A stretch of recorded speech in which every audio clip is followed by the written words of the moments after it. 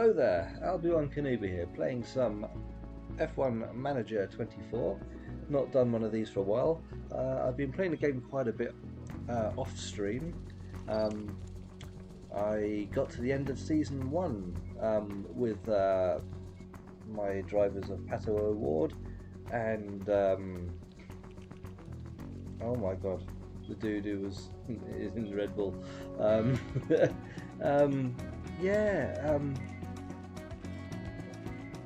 Like I say, got to the end of Season 1. It got really tight financially at the end because there were lots of incidents where the engines were blowing and gearboxes were crashing out.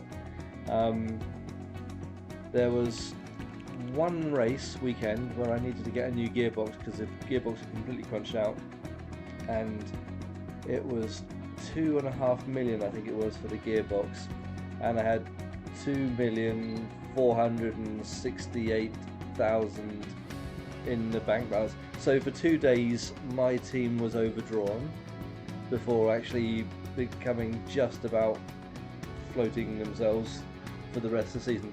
End of the season, I think I had about 1.6 million left in the bank, so it was a close call getting through to the last final race, but we just about managed it. The sponsor target had been finished 9th in the constructors in our first season. Ambitious target, you'd have thought, but we had a race where Pato Award scored a point, and then a few races later we had a race where Liam Lawson scored 2 points, which got us to 9th in the championship, just ahead of Alpine, who had 2 points, and Sauber, who had no points. We scraped 9th in the championship. All season long, everyone was feeling depressed and shit, and the drivers were like, "Oh god, I've got such a shit car." It's like it's kind of like a bit of a drain on you, even just playing the game, because it's like these drivers joined the team knowing it was a brand new team and that they'd probably be at the back. Why would they be quite so negative? But you know, the negativity was all there throughout the season, and I got to a point where I was actually worried I wasn't going to be able to actually sign anyone for the following season. But I did. I managed to sign a new engineer for Pato Award, which was Tom Stallard. I poached him from. Actually, no. I changed his engineer halfway through the season because he wasn't getting on well with them at all. And he didn't get on particularly well with the new guy, and when we tried to re-sign the new guy for another season, he got poached by another team. It's like, right, fine, whatever. So we then poached Tom Stallard from McLaren to start the following season. Anyway,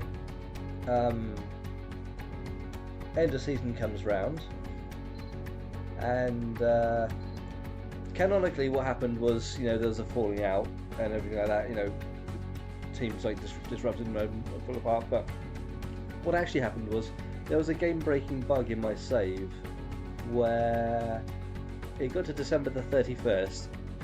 My incumbent race engineer didn't want to leave, and I couldn't skip over to the following day to actually have the new contract start with the new engineer.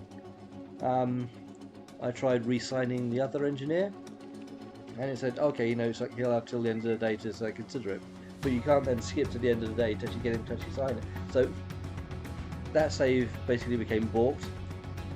So while this is my second season in the game, this is technically the first season again, but with all the patches and upgrades and changes that Frontier have made to the game of late, there was a patch just about a week or so back, I believe, which allows you to basically customize the team before you start the season. Oh, hang on, what's going on here? Am I still there? Yes, I am still there. What the hell is it doing? For God's sake. Stupid bloody thing.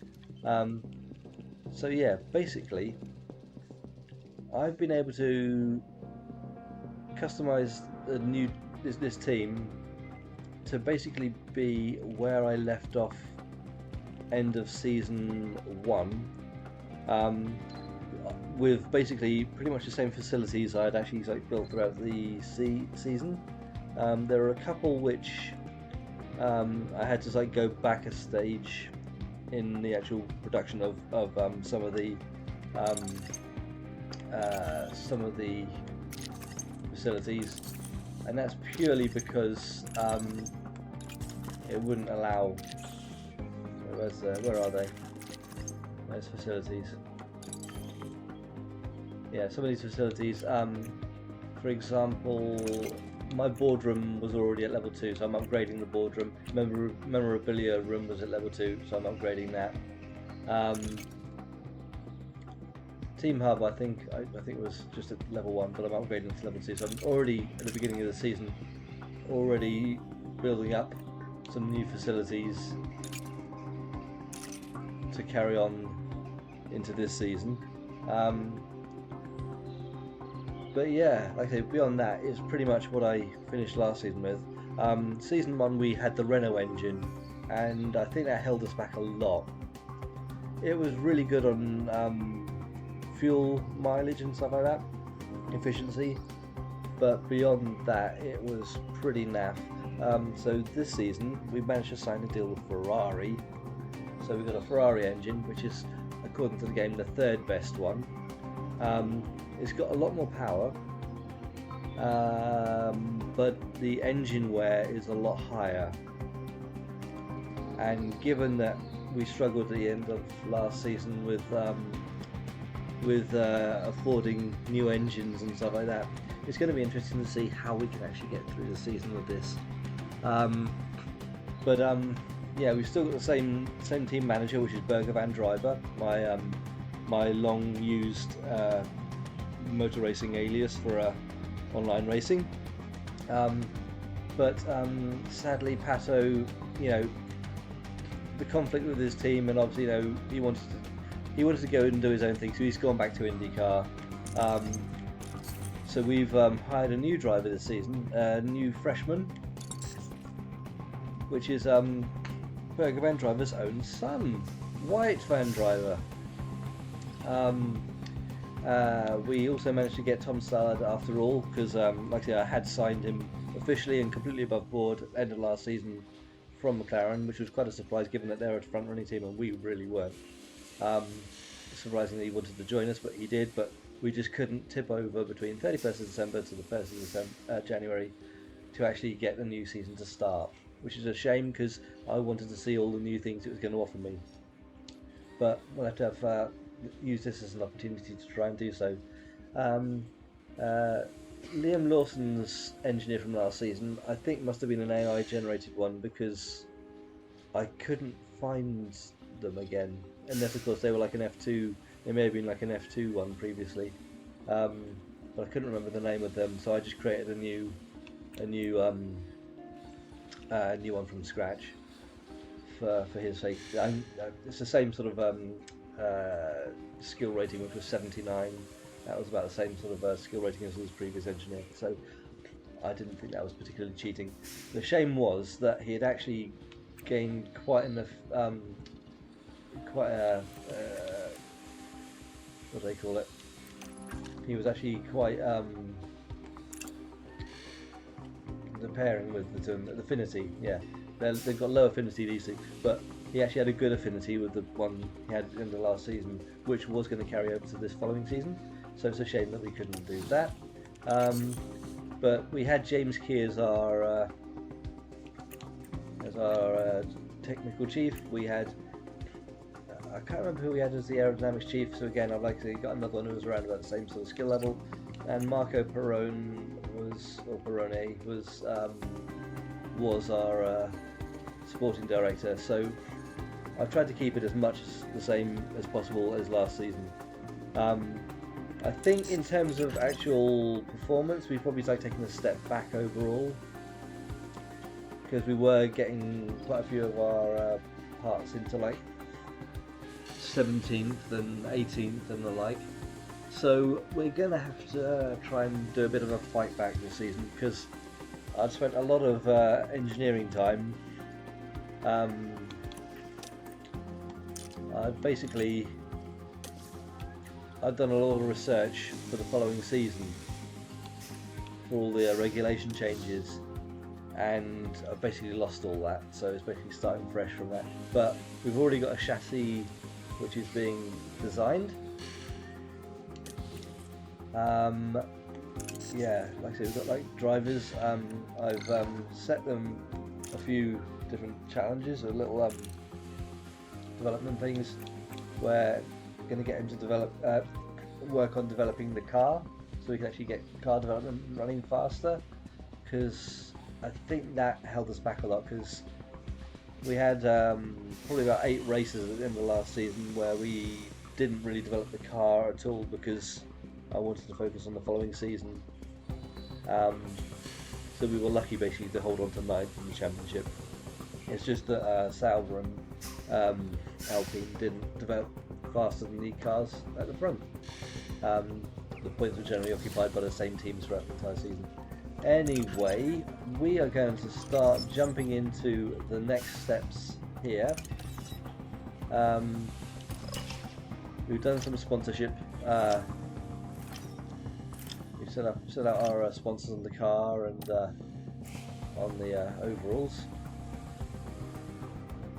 And today we've got sponsorship package confirmed. This is our focus. So yeah, we've got lots of waffle with that. Post Bahrain testing results. We're very much back down the field again. Engine cooling 15th. Well, our engine cooling was terrible last season, so hopefully we can improve on that this season. And these are our affiliate drivers, one of which we had poached last season, so again starting from scratch with that. Driver development tool update, blah blah blah blah blah blah blah blah.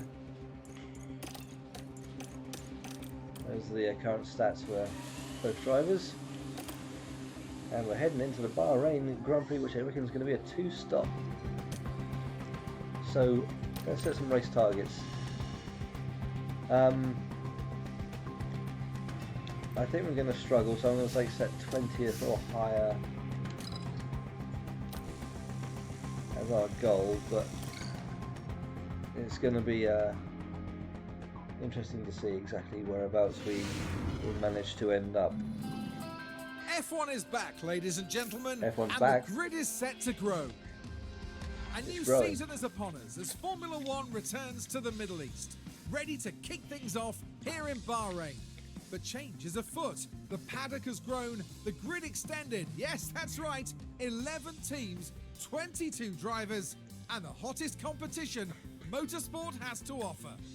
And keep an eye out for a new face this weekend as we prepare to see a debutant take to the track.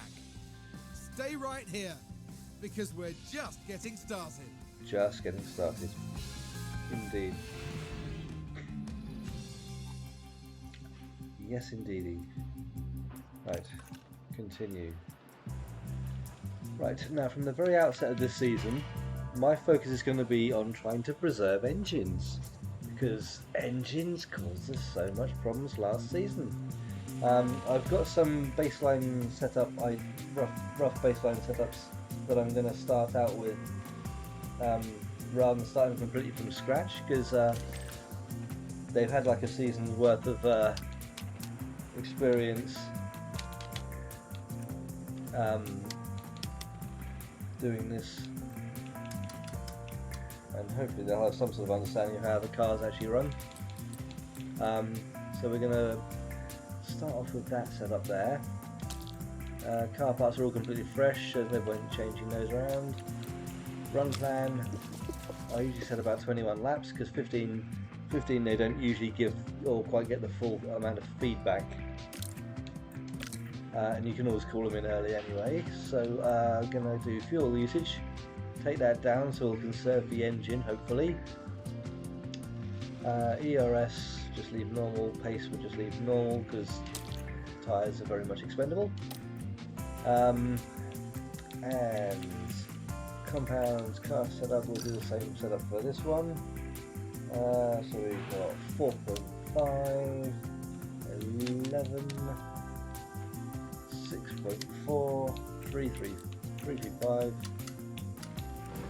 and 0.35. Do a run plan, again about 21 laps. Driver options, bring the engine fuel usage down. And we're going to go into practice 1. We're going to manage the session ourselves. And send both cars out to do their runs. The car livery has changed very little. It's just got a new, it's got a single new sponsor on the side pods, which are one of the sort of the digital currency digital currency things. A completely falsified fake digital currency, not actually a real one, of course, because all of these sponsors on here are all completely fictitious. Now we'll get these running, and we'll see how quickly they start building this up. Hopefully with the focus that I've actually put on both drivers, this sort of process will actually become quicker and quicker. Because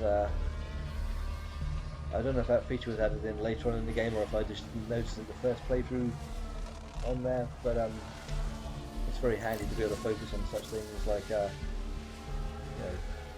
just getting the drivers to sort of focus on improving the car rather than just improving themselves.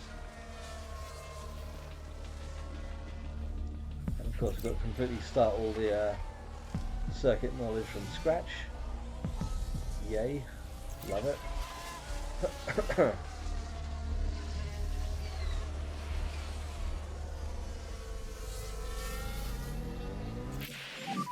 But yeah, I do love the addition that Frontier added to the game, where you can actually make your own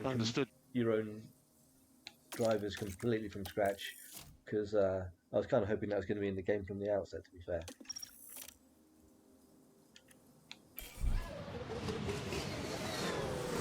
Nice to be able to sort of create your own character, as it were, and try and develop them as well as your team. Come on, Liam. Come on, Liam. Thank you. Confirm.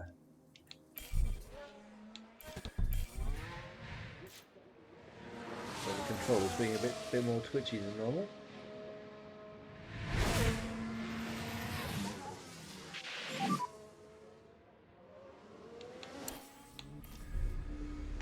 Copy that. Reconfigure. Okay, so oversteer. Straight, so in that case we want to sort of...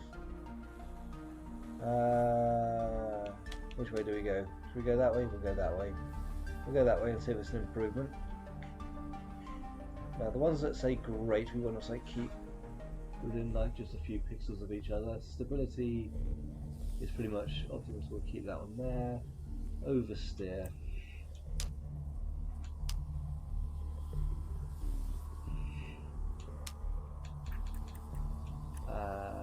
If I remember correctly, that's that one there, and there we are. We'll give that a go, and we'll send him back out.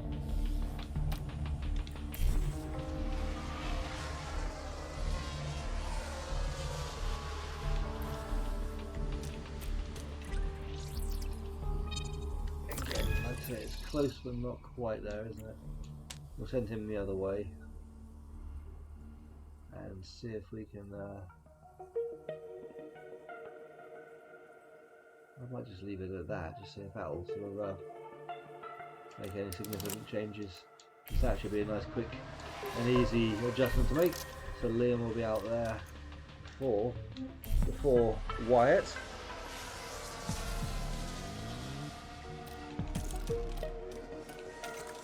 I'm really sorry, I'm going to get the other control. I'm going to go and get the other controller because this is really, really clunky. One moment. Won't be a second.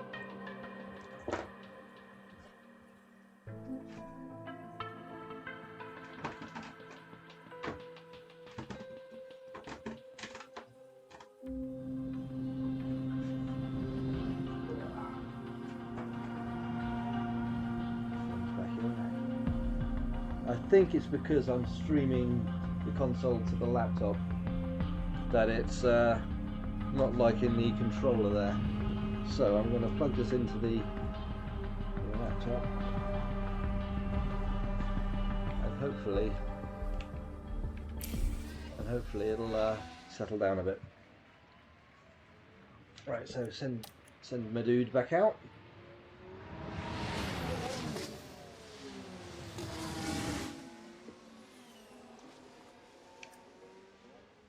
And we'll send them. We'll keep an eye on their tyre wear. I'll also instruct them to drive in clean air, just to keep the engine temperatures under control.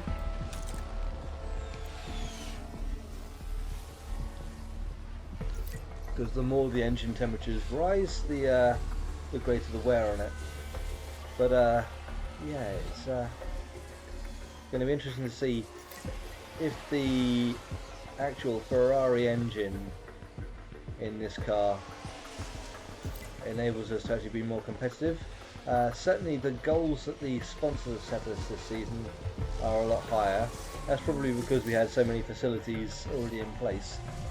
But we're expected to be 6th in the championship, which I think is ambitious. But then again, I haven't seen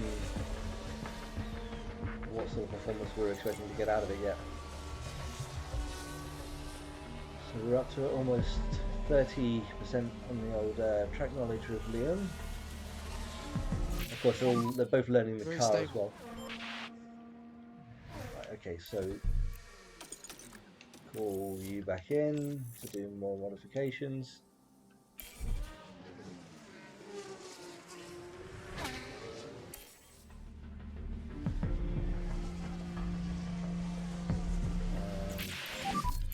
Everything okay? As well. Okay, understood. Put them onto some soft tyres for the end of the session, because at the end of each practice session 2 sets of tyres get discarded, whether they've been used or not, so we may as well use them. Reconfigure.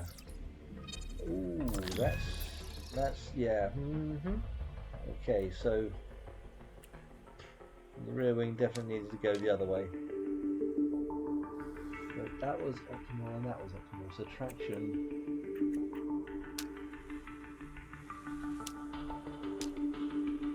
That's making the cornering go there, isn't it? Right, one moment.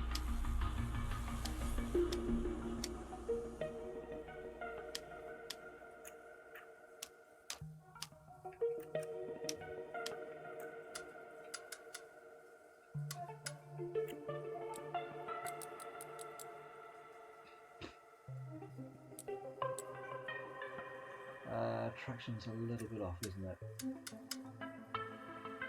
Oh God.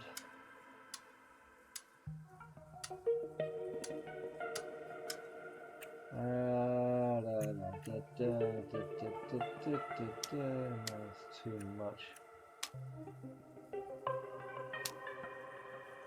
Oh God. This is where this becomes a bit of a faff. Braking stability is good there, but traction is not quite. Right.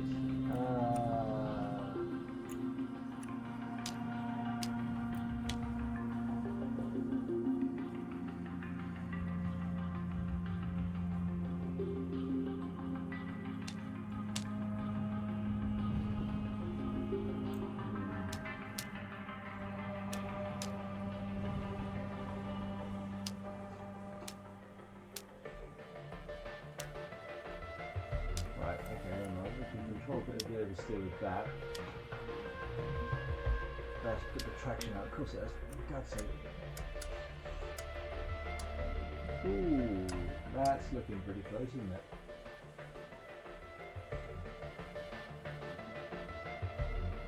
We'll give that a go. And we'll get some soft tyres on, because we've got 12 minutes after the session. Run plan.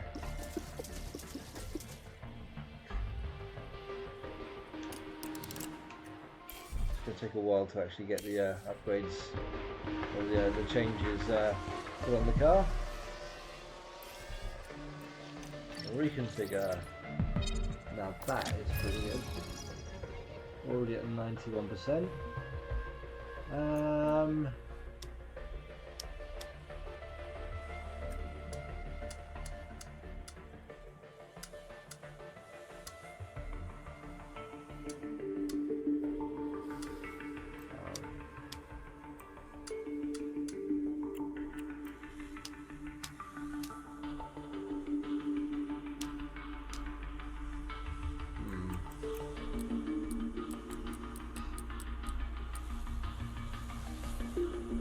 That's not too bad.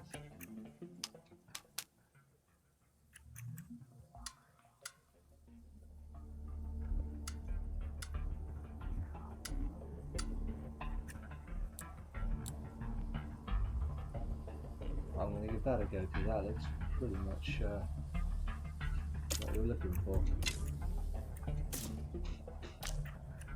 Run plan. Give me about 10 laps.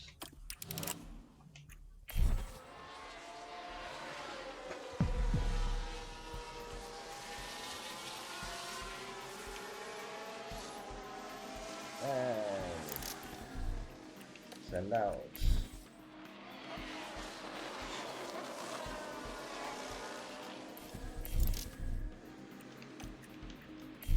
Now at the end of the session they'll not have a complete read on the current setup, so going to session 2 will be starting with them probably at about 45 or 55% preparation, but I can live with that. I think that's going to be alright because the setups are almost done already. Checkered flag. Yep, checkered flag. That's a flag that's got checkers on it. Lost him into 7th. Wow. Okay. Okay. This is looking promising already. I'm not gonna put too much stake into that because with F1 testing literally taking place today in Bahrain, ironically, yeah, the times are all over the place. It's not really sort of completely accurate information. So yeah, 29 and 28. Of course, yeah, their driver preparation is so low because they still don't know the car, and they're still acclimatizing to the circuit, and they haven't got a full read on the setup yet. So when they've got a better read on the car, then those stats will be a bit better from session to session. Right. Continuing to session 2. Thank Christ it's not a sprint race, a sprint weekend. Although, if it was, we've got quite a good read on the setup already, but... right. Run plan. Again, about 21 laps. Take that down.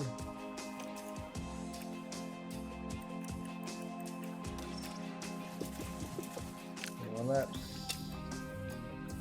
Reduce that.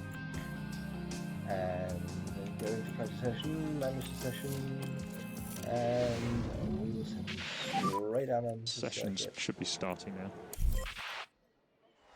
And it'll probably be just a few laps before they have a readout on their current setups.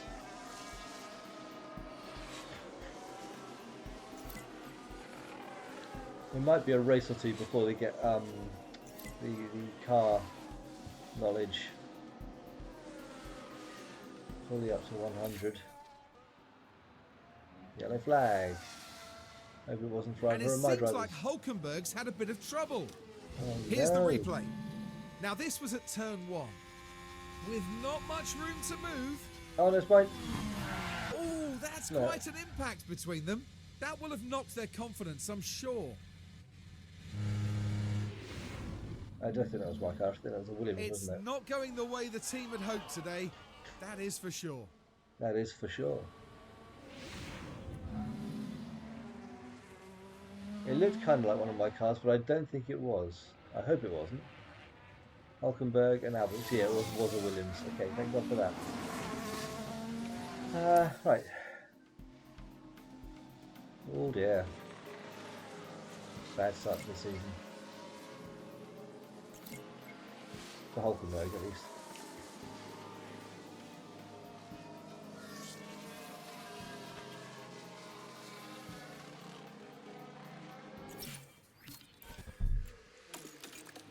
Pull the car in.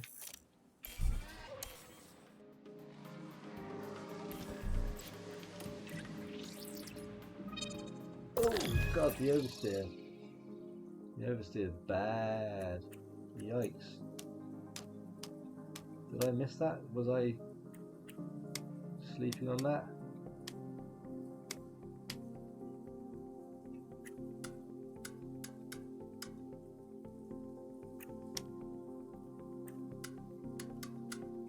No, that one.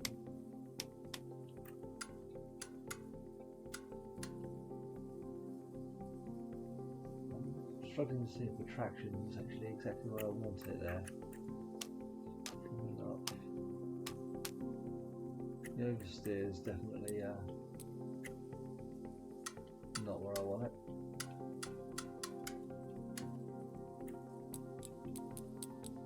That won't go back in there, so I need to basically have it there.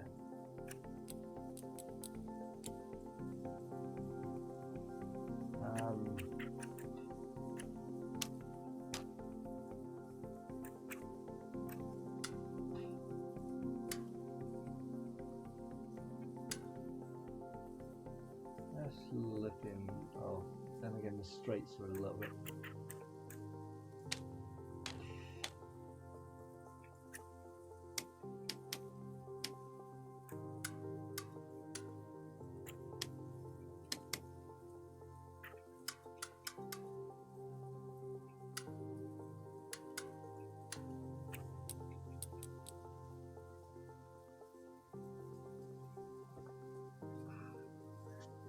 Have a quick look at that. That looks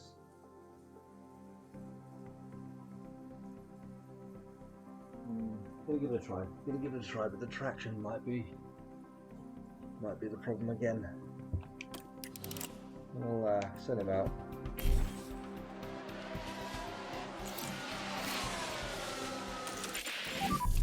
Any feedback?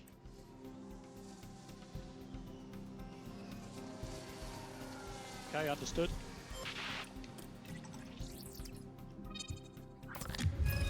%97% is nothing to be sniffed at.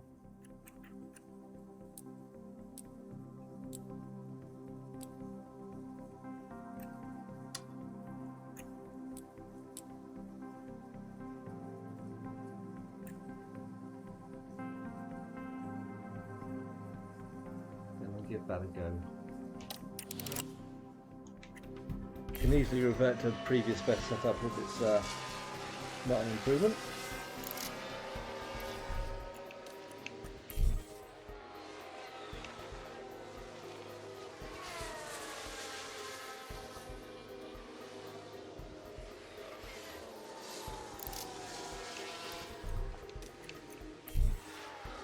Back out on the circuit. Have a look at their tyre wear to see that the tyres aren't getting too low. We'll have a drink while we're going through this phase.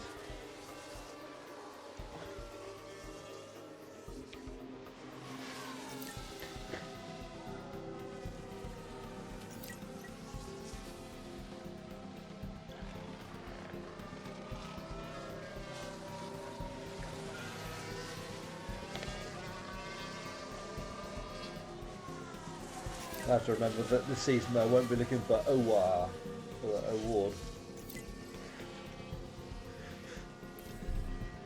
Oh. Why is that paused?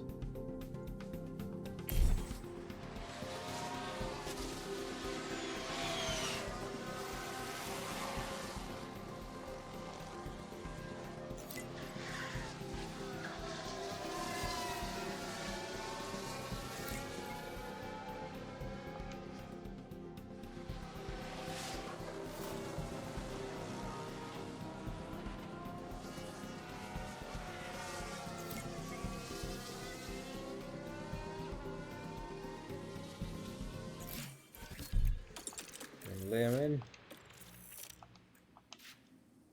Okay.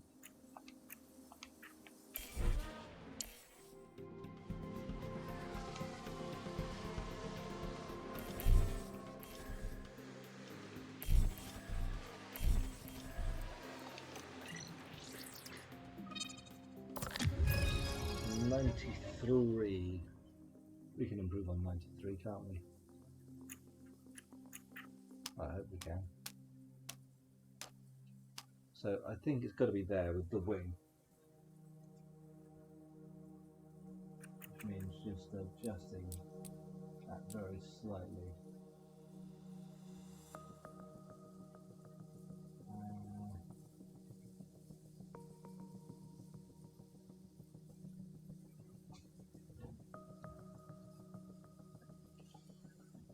We'll give that a go.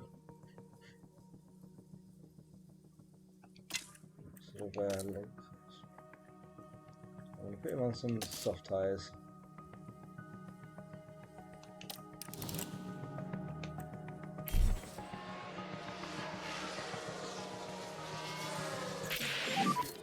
How's the balance?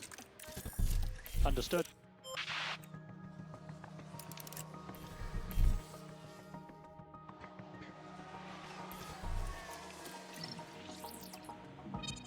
Optimal, great optimal. Right, so in that case,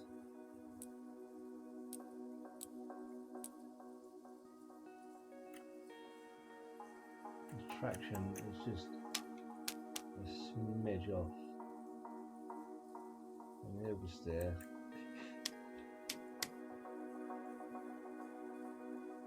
That ruins the traction.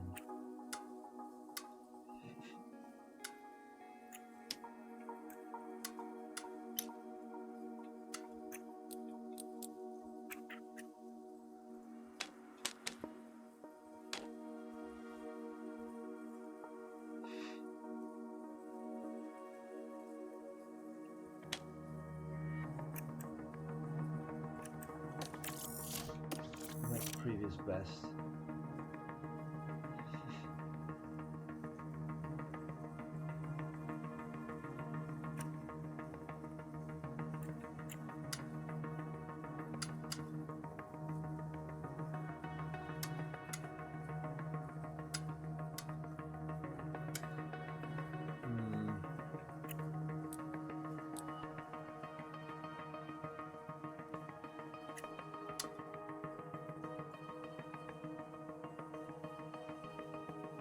That's only a really minor change, but we'll give that a go.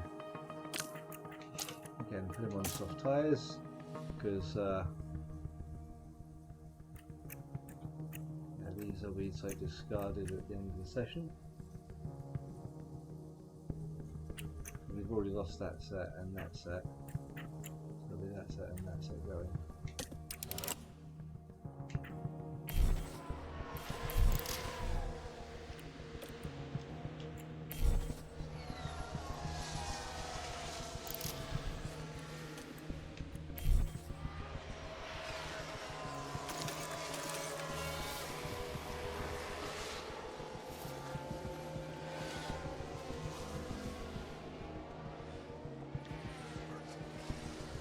And hopefully free practice 3 will be just getting track acclimatization, car acclimatization, just a bit of track time to settle there, going.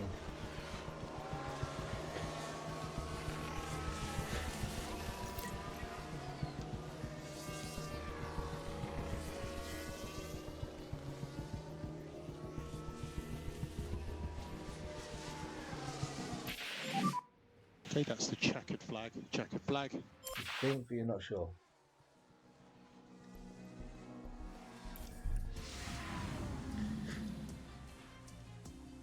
Right.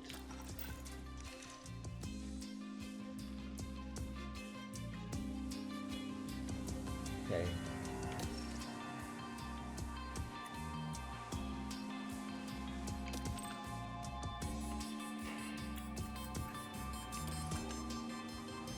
Right, so we've only got 2 sets of those. I'm going to use a set of softs. Because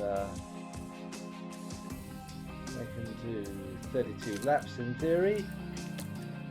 Probably not in actuality, but we'll give them a go.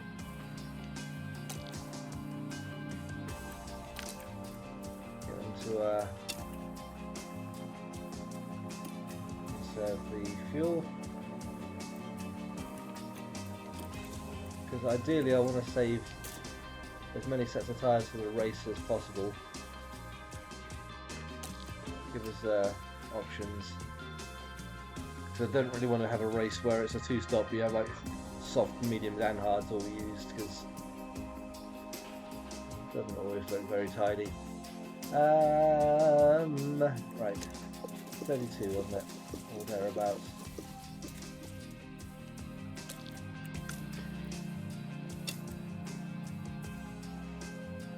Right. Send me dudes out.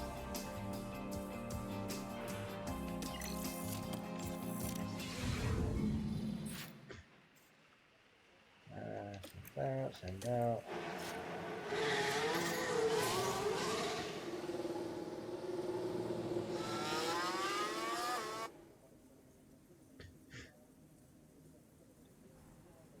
And when I get onto the circuit, I'm going to instruct them to drive in clean air. Copy. Drive in clean air, please. Okay, mate, copy.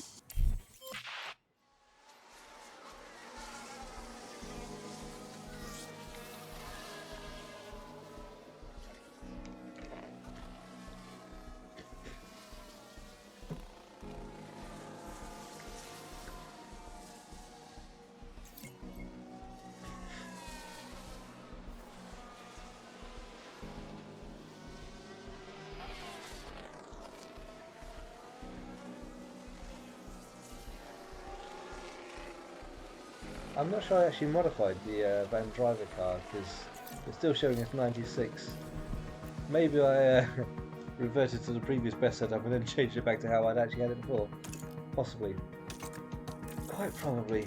In which case we'll call him in as well, just to sort of get them both onto the best setup we have for them at the moment. There we are. I've hidden it by accident there. 97%, I'm going to leave it at that.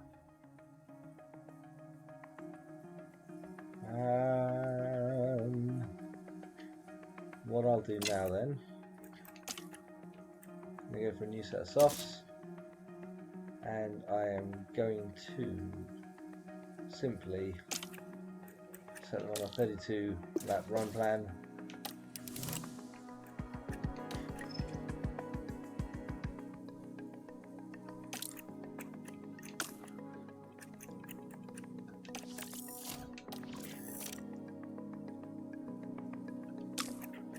So I'm on a 32 lap run plan so that they can just absorb laps and learn the circuit.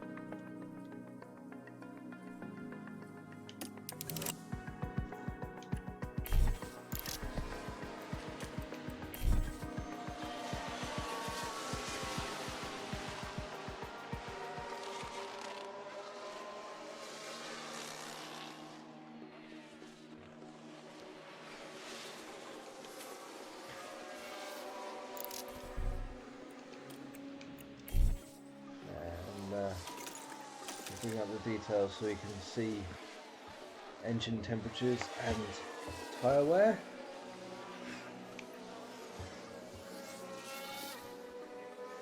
So that's basically our practice schedule done.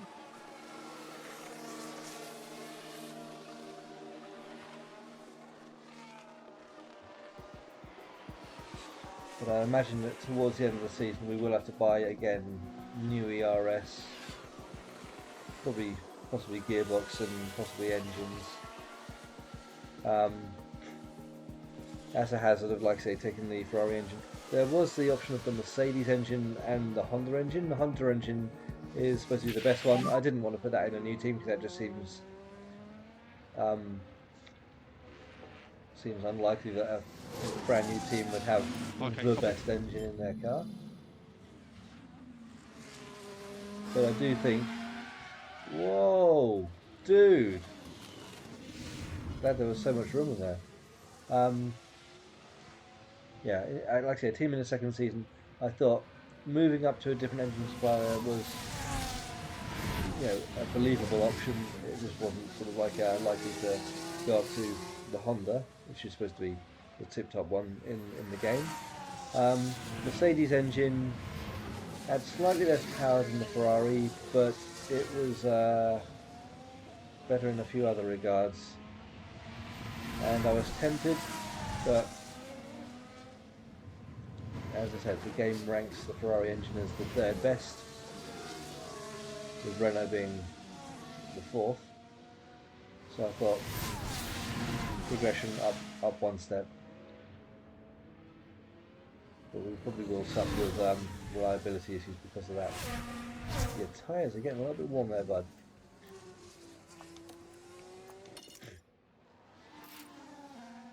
Probably because of your spin.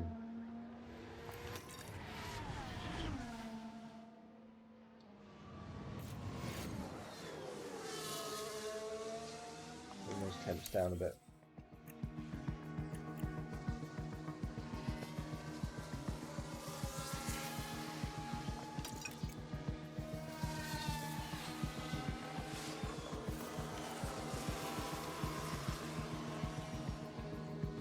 Yeah, we're at the bottom of the listings, which isn't a shock because we're not really, we're not in like a high fuel mode or anything like that. We're not really like doing lap times, but hopefully we're not 21st and 22nd overall, because that would be a bit depressing and a massive step back from where we were at the end of the first season that we completed but couldn't progress on.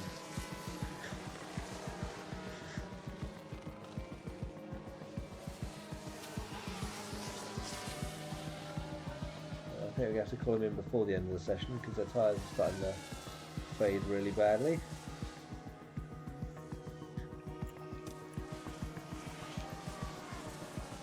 But overall, I'm going to say that's really quite positive.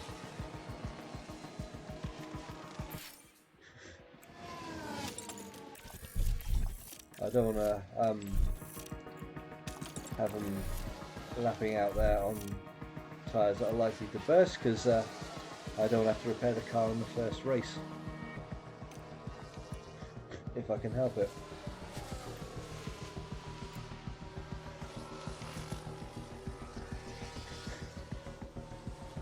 There's a few minutes left of the session.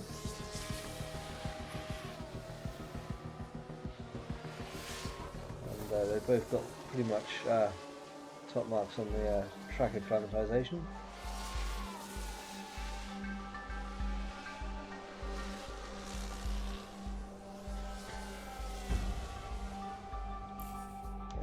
Session.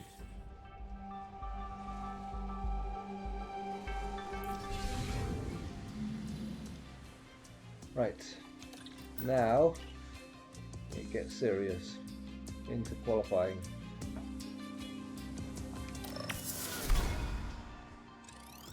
Yeah, that's not bad. First race out, that's not bad at all. Welcome to qualifying. Let's find out if all that practice will pay off for the drivers. Bahrain's track is dusty and abrasive, and even under the floodlights, qualifying is tough on soft tyres. Teams will need to use their tyre allocations wisely. If we turn our attention to Pierre Gasly for a minute, Karun, Why? How's he going to be feeling as qualifying approaches? They weren't as quick as I expected them to be in practice. They'll want to land better lap times than that today to earn a solid position on the starting grid. Let the competition commence. Let it. Right. Okay. Into qualifying. One flying lap. Manage a session. we'll get out first, and then we'll have the Sessions option should of be a starting now. hopefully a mostly empty track.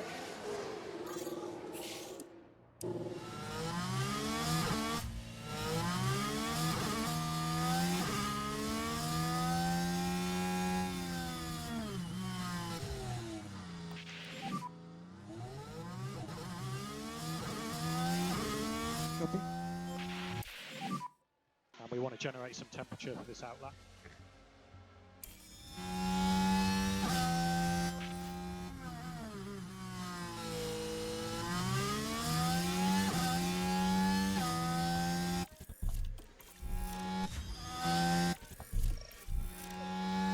I like to take manual control of them while they're on the lap, largely because when the engineers control them, it might just be an illusion, but it does appear the engineers, to me, tell them to slow down and ease off before they get to the finish line and finish their lap. That might not be accurate, but that's certainly how it looks.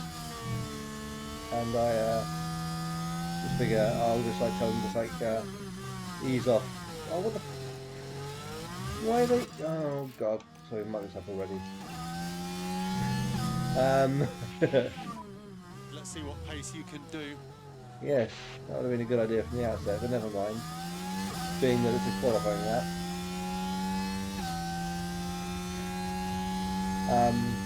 Yeah, that was me talking without paying attention there. But usually, coming out of the last corner, the engineers already have told them to go full on the tyres, which is why I usually take control just after the go into the straight. But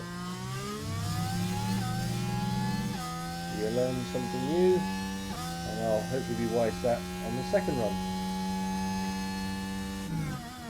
So rubber's high and the grip is high on the track.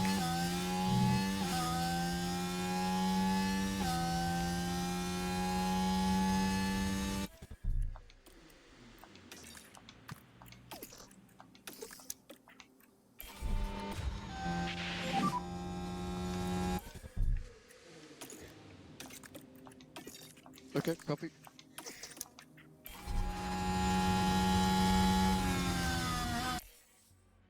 Okay. So we're behind the Williams already. Let's reconfigure with a new set of tyres.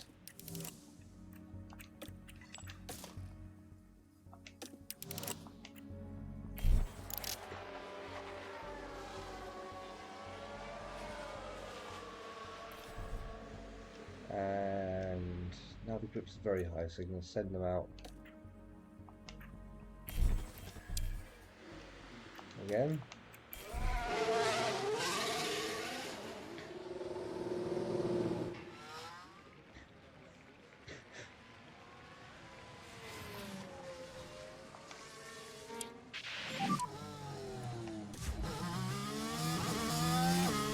Copy.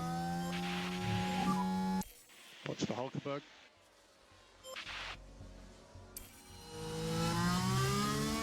Car in front of us, hopefully they're either starting a lap or finishing and going into the pits.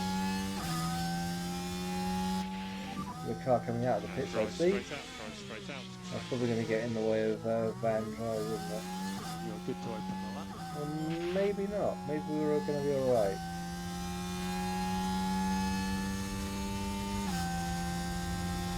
Oh, I don't know. They're going in the way.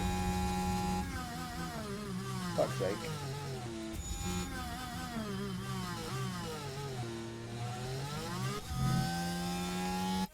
Right. Take control. So yeah, now they've got the full chat on.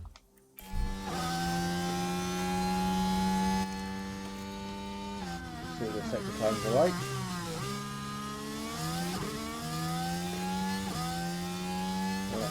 Liam's not quite as fast in the first one. Both of them slower, despite being high, very high grip now. I suppose they both had the Ferrari to contend with in the first lap, so didn't they?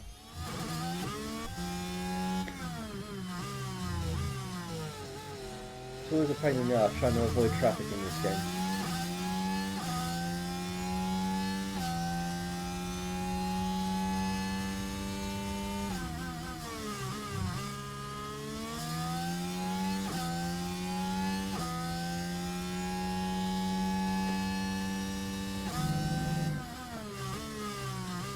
faster in the second sector, slower again in the second sector. Oh, okay.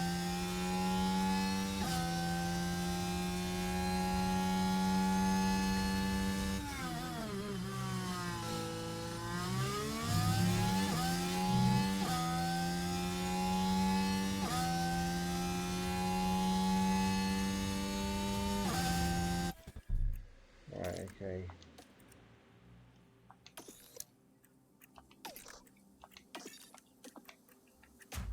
I don't think it's going to be improvement, is it? Copy.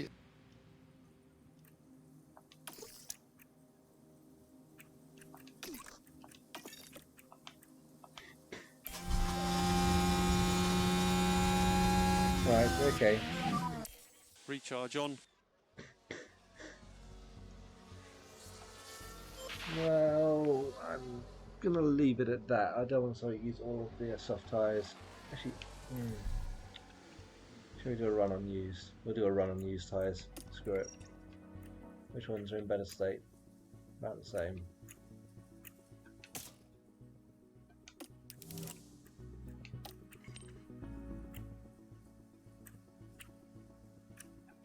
Again, about the same.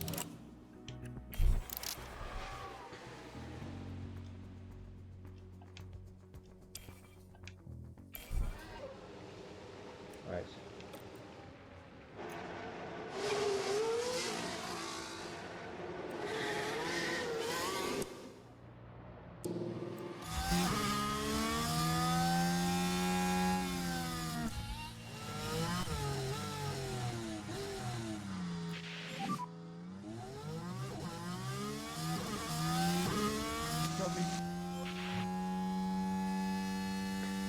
Now, as long as no one comes out of the pits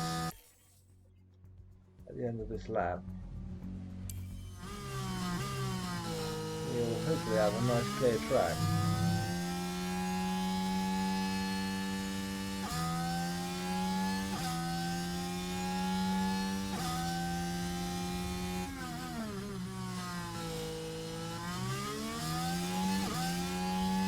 Looking promising.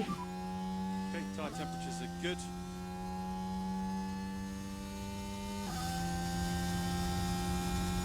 Let's go.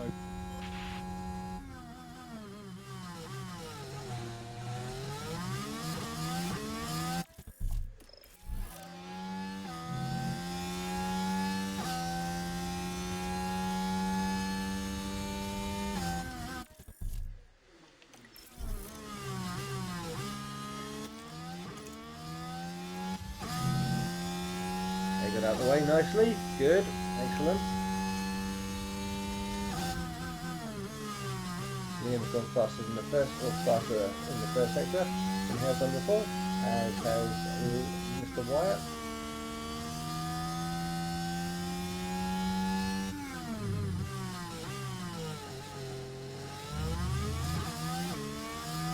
Always looks so clumsy though.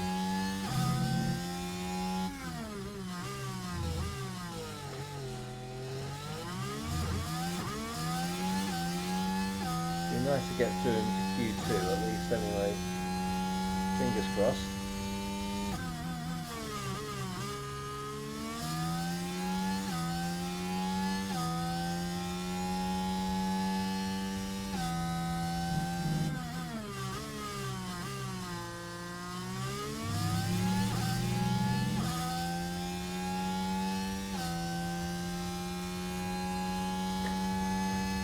Nice. Liam's just scraped in for the moment.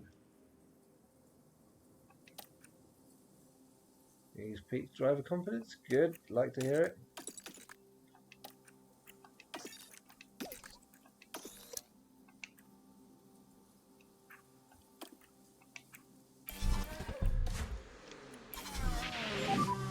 Copy. Now, how are we going to do here? Lawson's just been knocked out. That's a shame. Ah, this last sector wasn't quite as fast.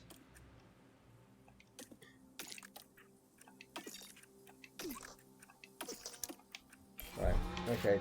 Did what we could.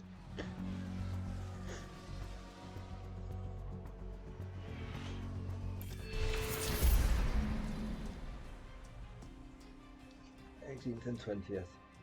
It's fine. It's fine. We'll see how we get on in the race.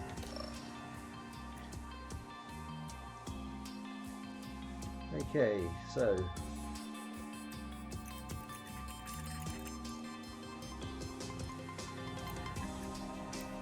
we're fighting with the cars we've been fighting with all last season, Saubers and the Alpines.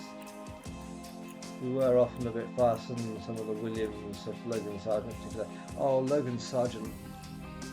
After the races and season we had with him in the previous game, when he kept crashing our cars and causing us expenses, he's still doing it to us even though he's not in our team anymore. He smashed into the back of Liam Lawson. Liam was in one of the later races in the season, I think it was like Singapore. We were running so competitively, we were looking to get points. We came out of a pit stop and Logan was behind. Logan was ahead, we passed Logan.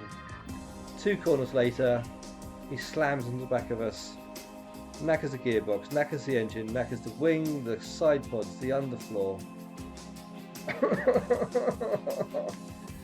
Avoid Logan Sargent like the plague.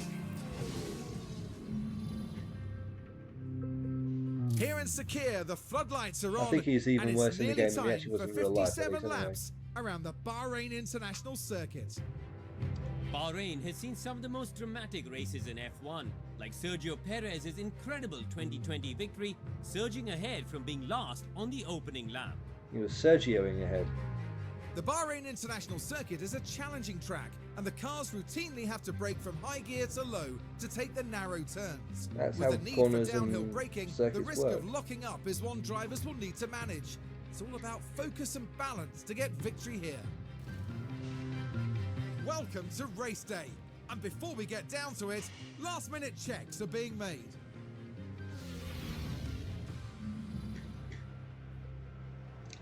Last minute checks. Ones that we hopefully can cash. Right, let's have a look at the strategy. So running on the standard soft medium.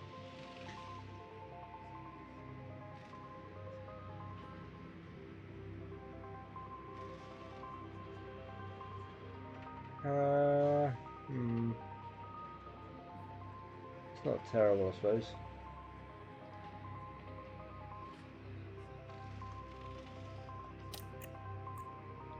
Medium soft.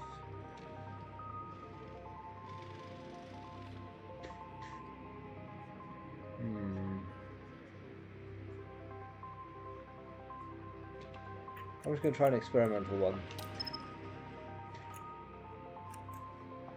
Bin. Oh no, out. Bin. If we change that to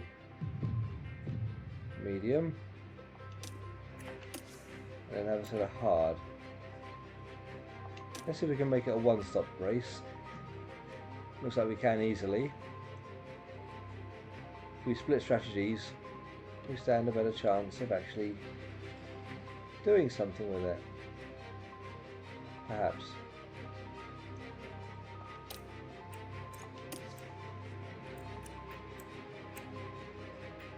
It reckons there's a 20 seconds faster, does it?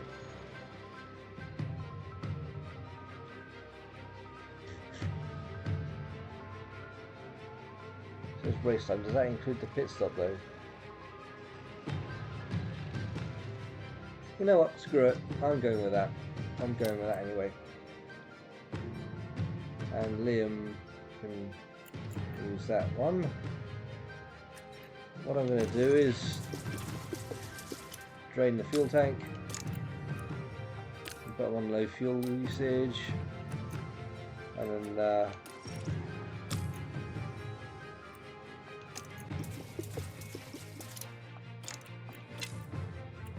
then the car will be considerably lighter, and I'll be using less of the engine, hopefully.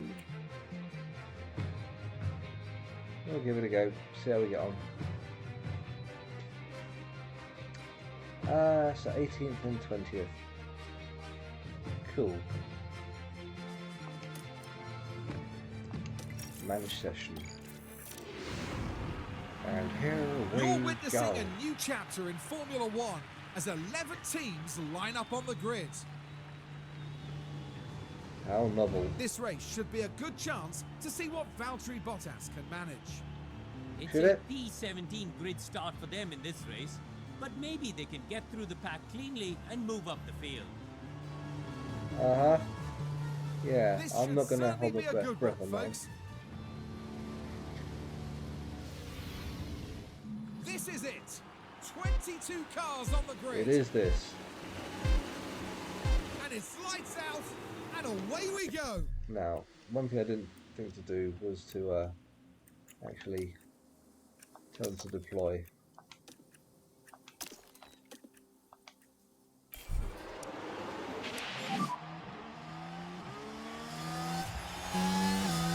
Copy.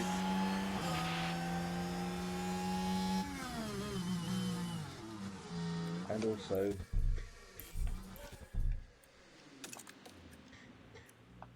overtake aggression, because you know that helps, having some of that.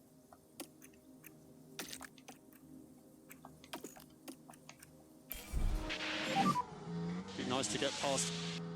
It would be nice to get past. We're alongside, you know.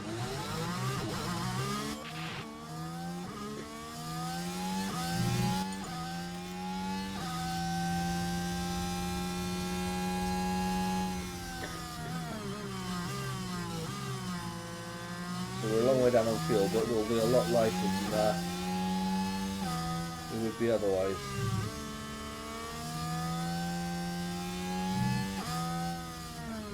So 19th and 21st, we've both lost a spot off the line there.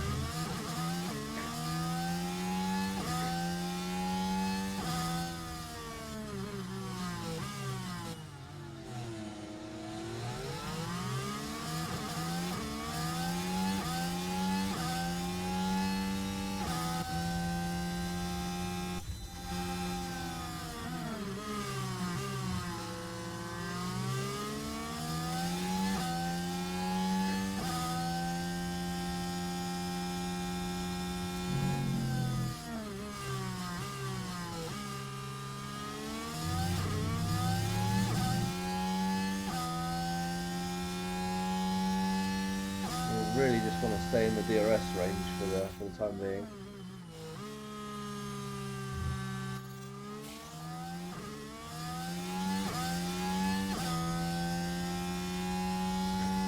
Now if you'd kindly shut up, I'd like to see the actual gaps here.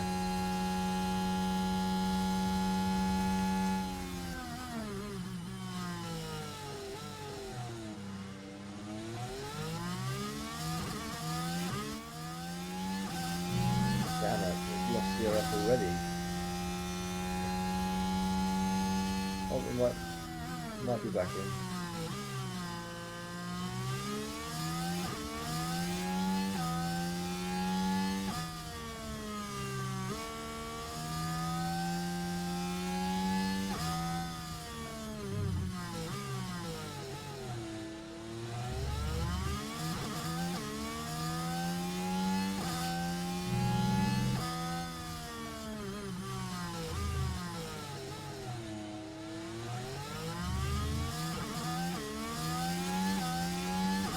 Sure, we've got DRS, both cars.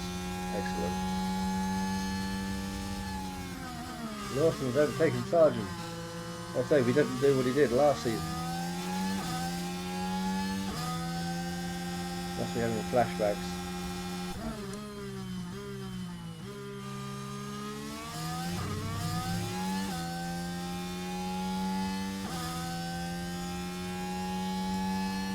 Oh, hello. Wilson really is getting racy.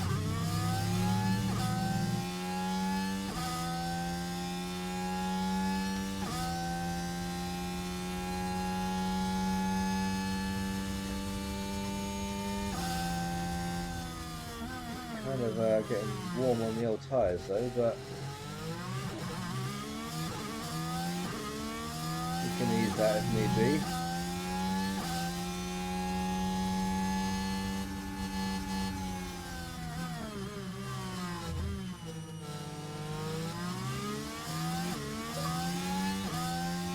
I've earned some reward points. And Daddy Dozy.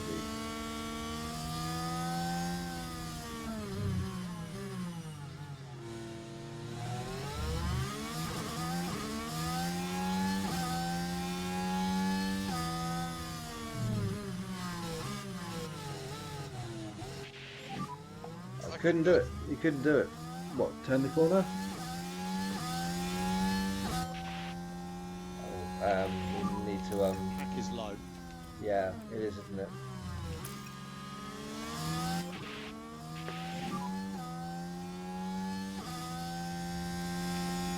Let's do a There's top still up. opportunities here.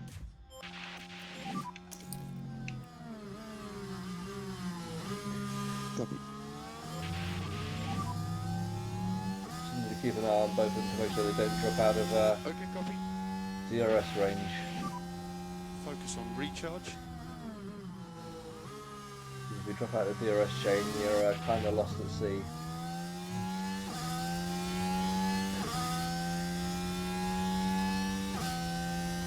Crap.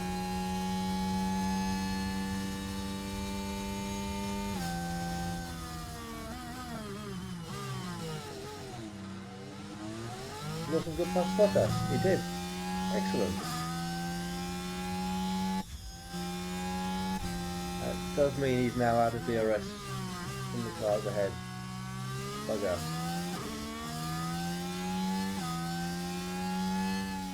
Although he's catching back up into the DRS range. Wow.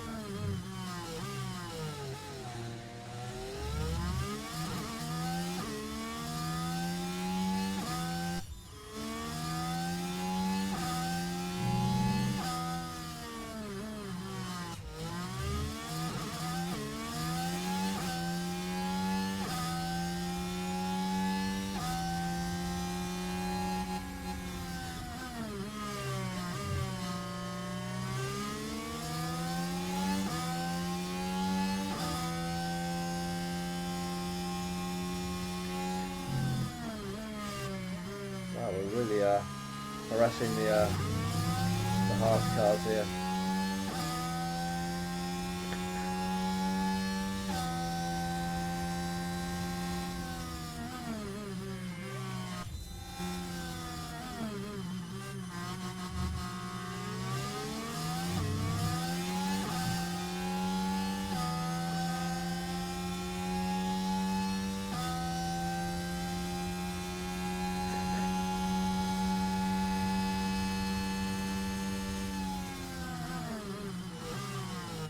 Whoa.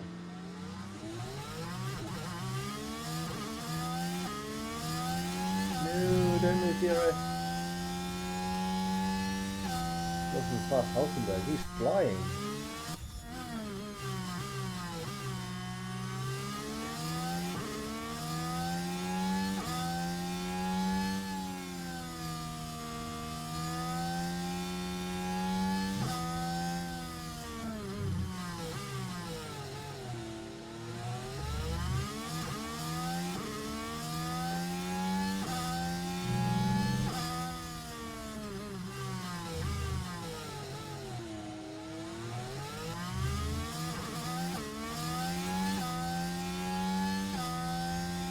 Just about staying in DRS range. Can we catch up to Albon?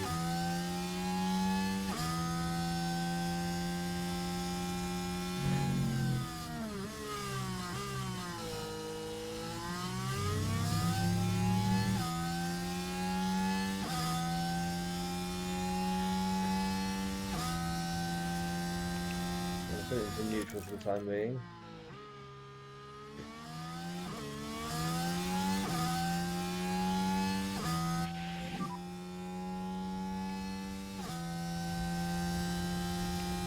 Yeah, copy that.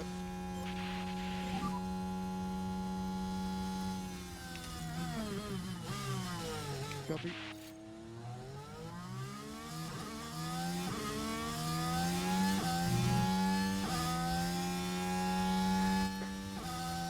Wow, we are bridging this gap.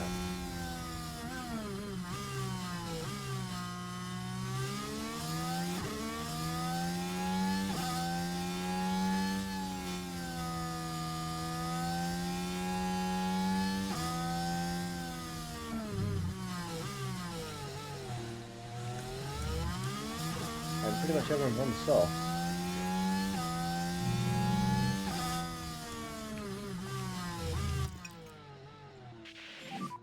You need to push.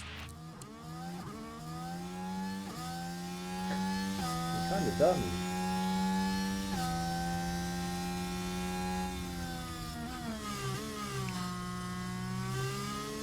I'd imagine most of these cars are going to be on a two-stop strategy.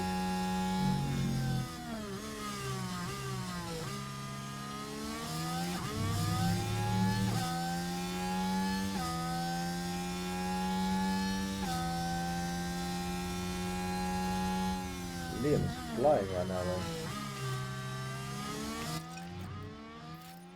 Bring back up to standard.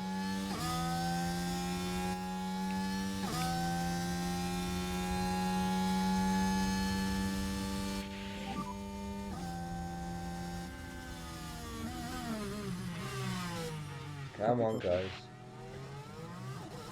You're just losing the gap to the cars ahead.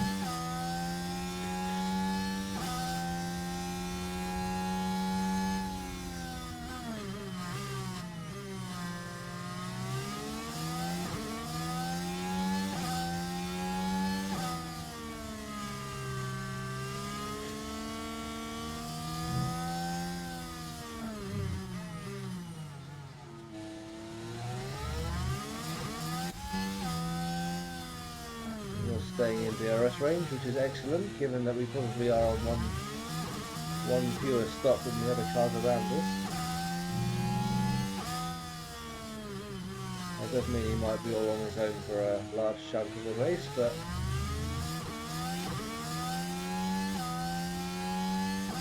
we'll see how it goes.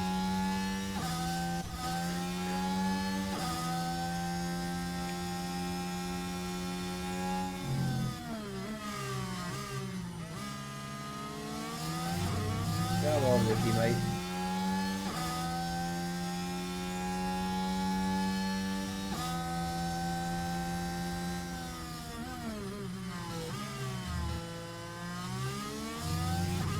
DRS, come on.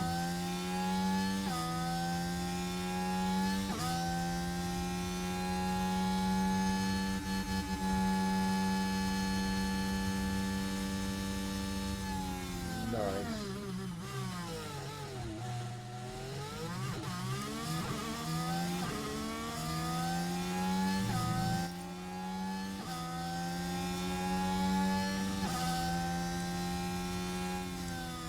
How is he catching us when we had DRS again there? Anyway. 1.7 now to the car in front. We're still in DRS back here.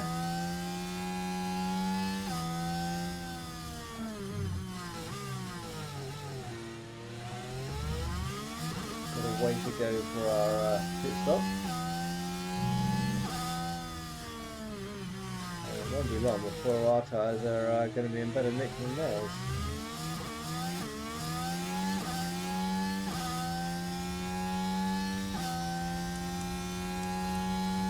That Liam's, Mr. Lawson's tyres were already in better nick than Albon's and most of the cars around him.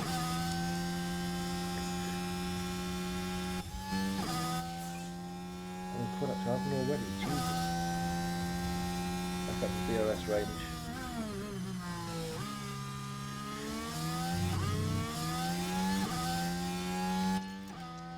Get the temperature down again a bit.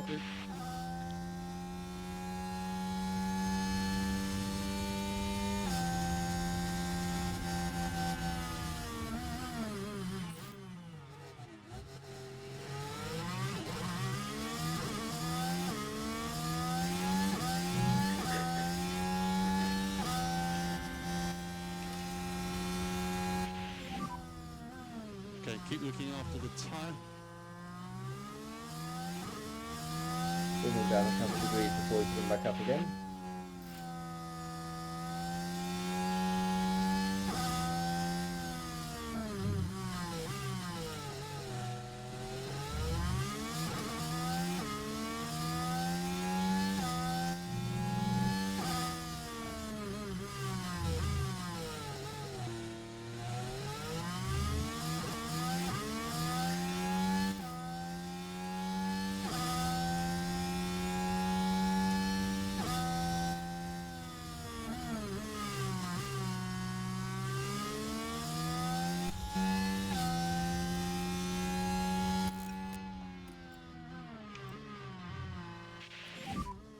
tyre temperature management looking very good.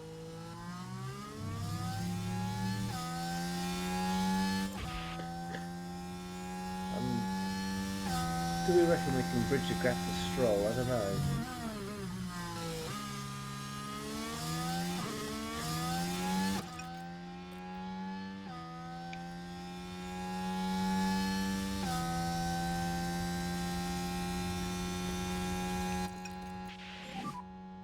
Okay, maximum pace.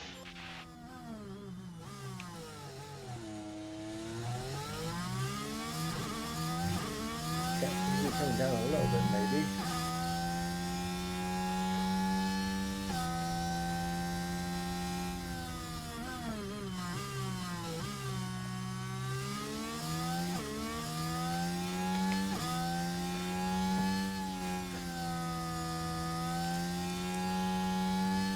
Tyres are pretty much even, although Alonso's are a little bit down.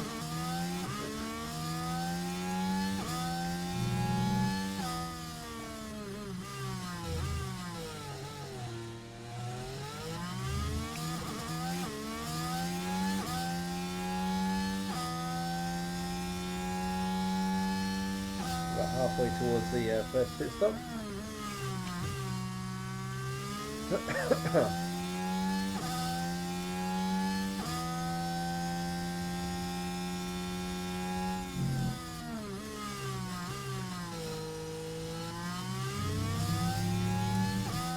album's staying with us.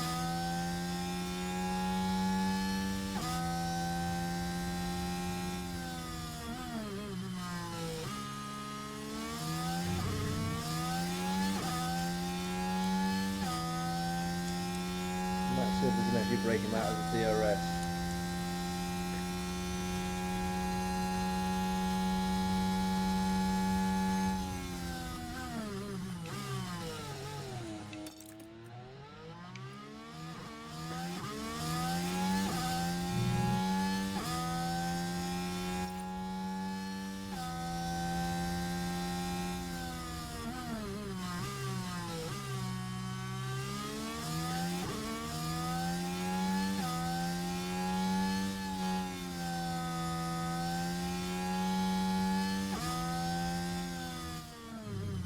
If we can get Albon out of DRS, we might be able to leave him.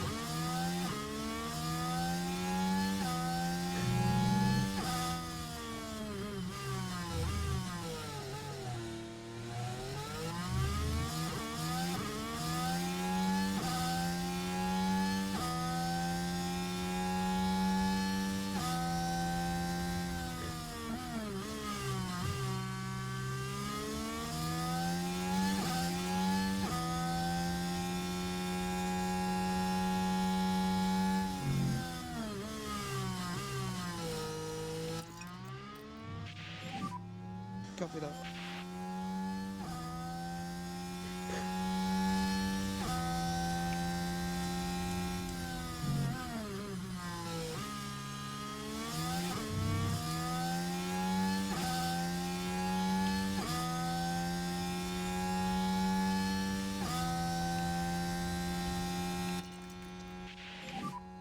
Copy. Right. Yeah, we've broken the train a little bit.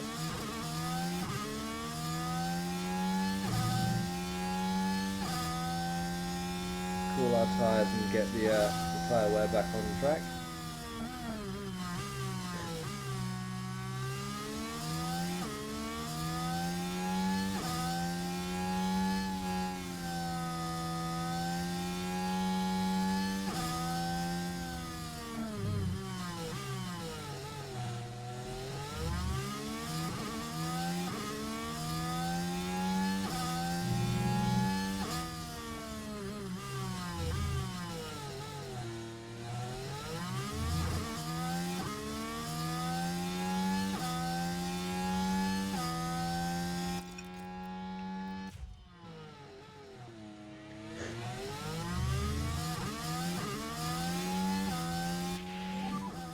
How's the time?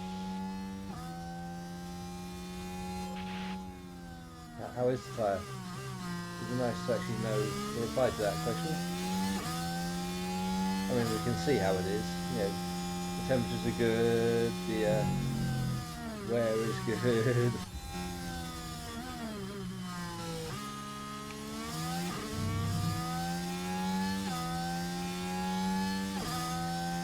Yeah, I think if we're going to get any points on this occasion, we're going to need to have one or two cars have a few issues.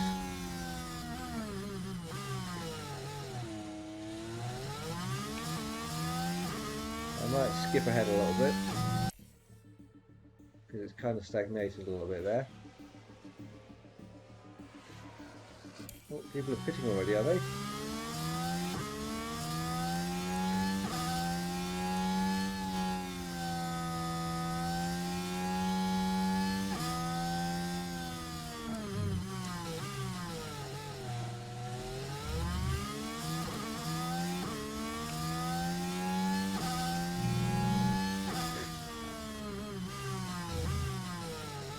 Our tyres are still in good nick, so we won't pit yet.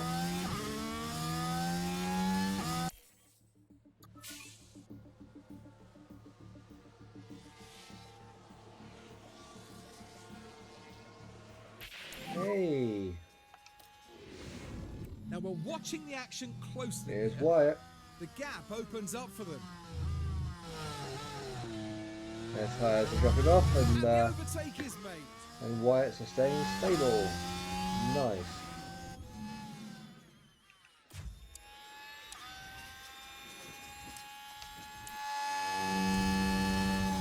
Now he's challenging Magnussen. Has Magnussen pitted? He must have done.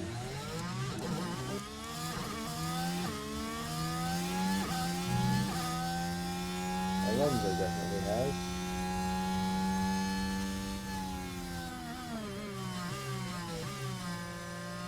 Just glad that he's still got a DRS card to cling on to.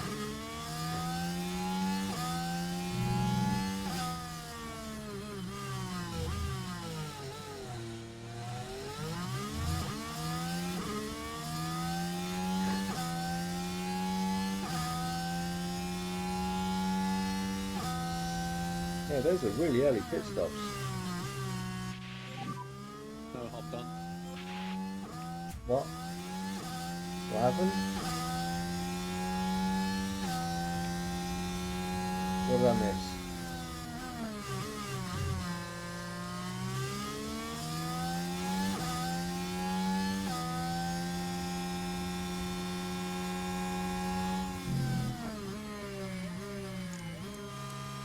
Oh, their tyres are roasted.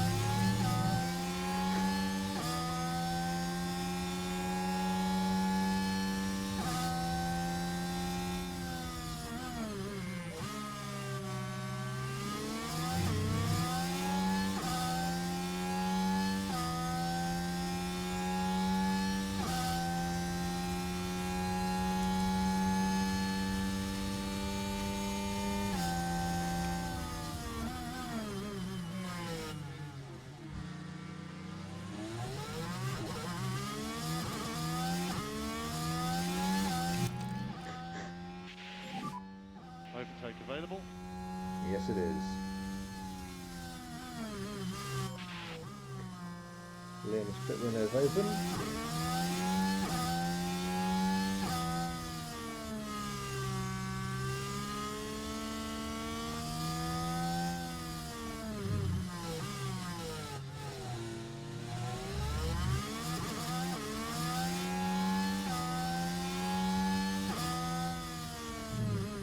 Nice.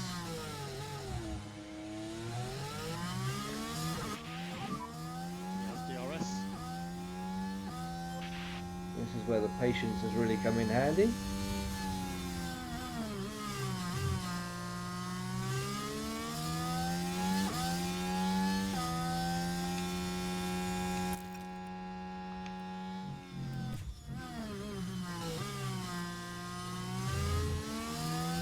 They're fastness anyway, I'm not too fussed about that.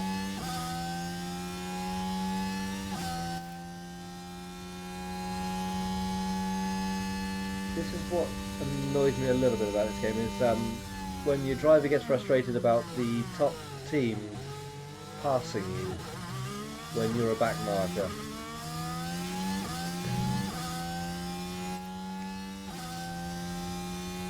You really shouldn't be taking that quite so personally, you know?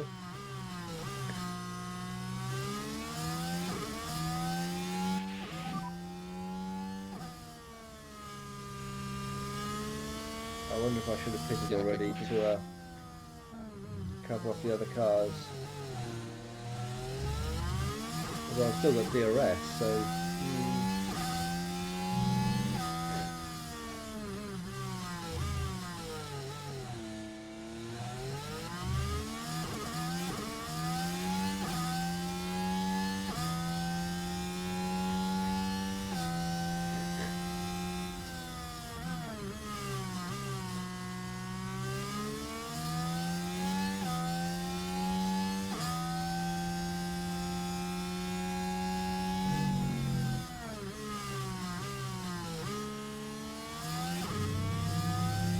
It does make me wonder what strategies other guys are doing.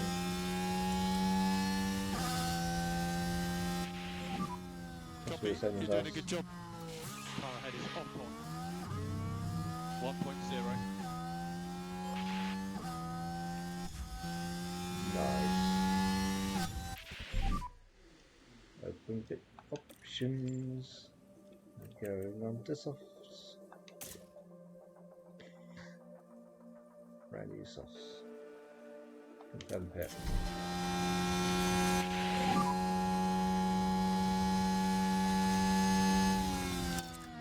Copy box.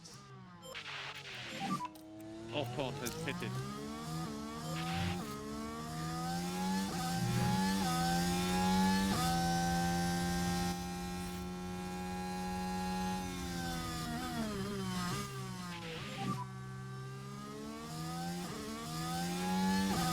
Copy. Let's hammer it into the pits. We've got lots of tyre to use.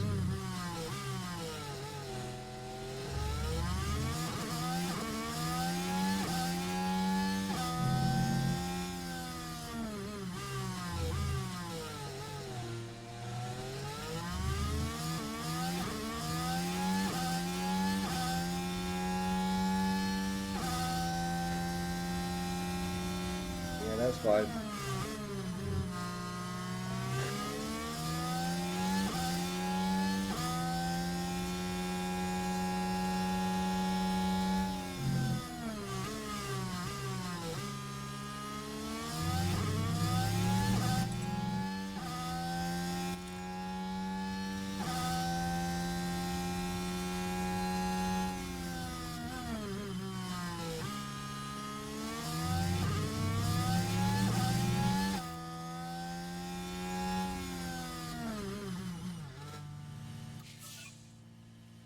Nice.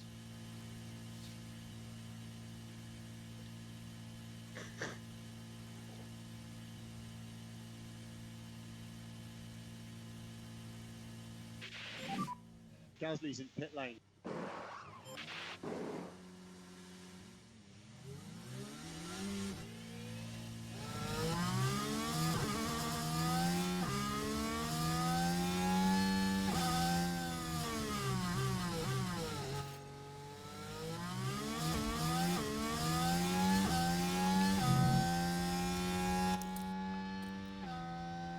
Come back out 14th. Has everyone actually pitted? Yeah, there's a couple that haven't pitted yet. Oh, of course, yeah, my own teammate, of course.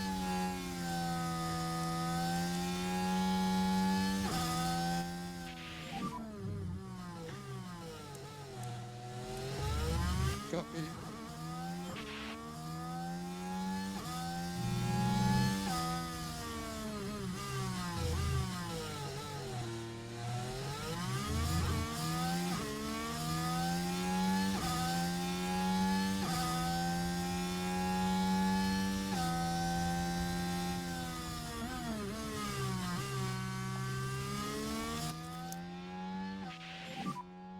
Copy.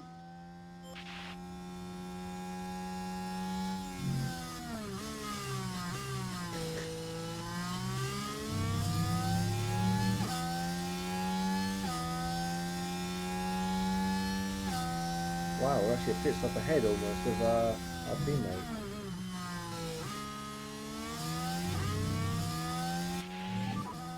Copy.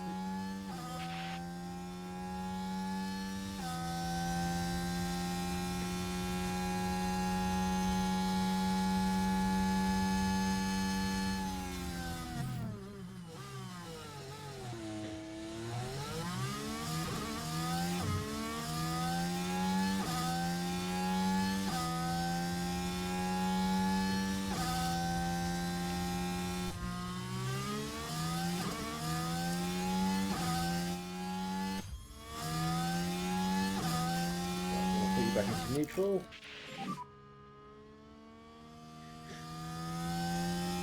Copy.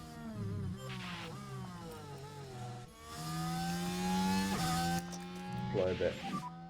Use overtake.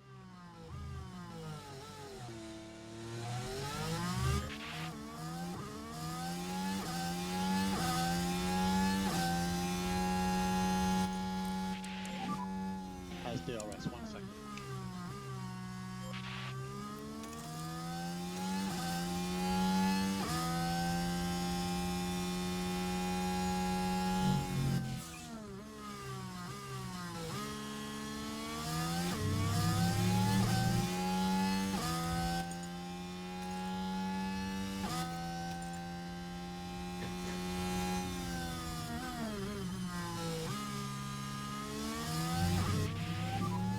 Okay, Hulkenberg pitting now.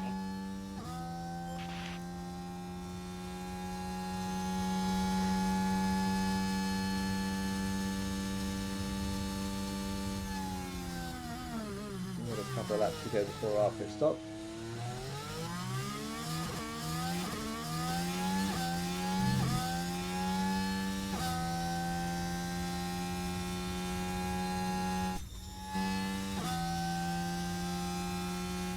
Down in the pits. Oh, that's a slow one. Oh no, slow one.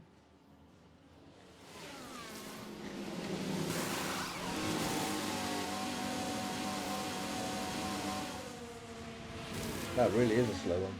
What happened?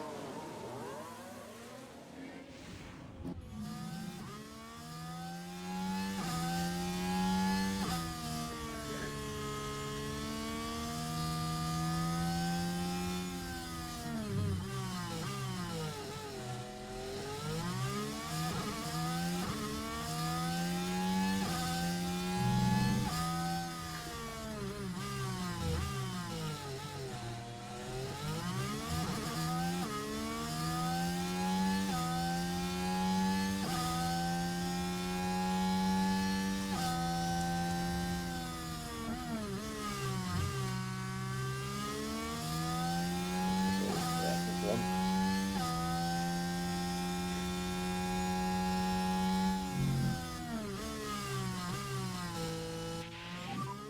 Pack is low.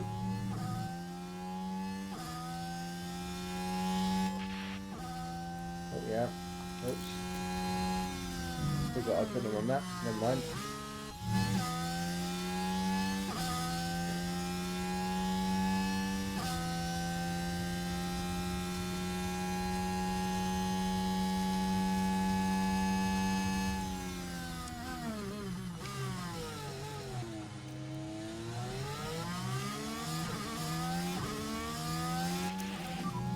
Plenty to play for.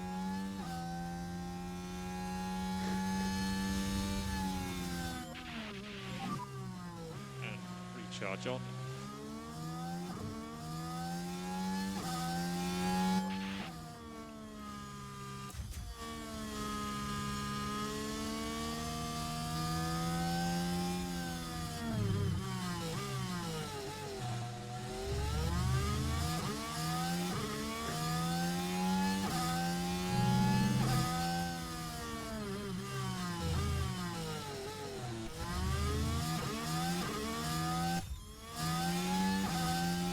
Okay,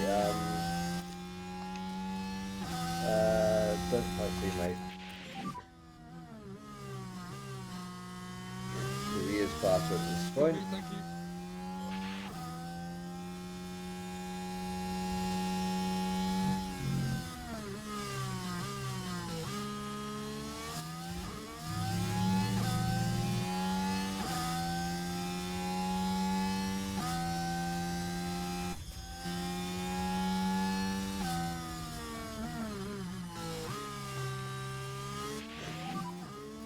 instruction is to hold position to the end of the race. No, it's not. It was just not to impede each other. We are ready for you. Wow.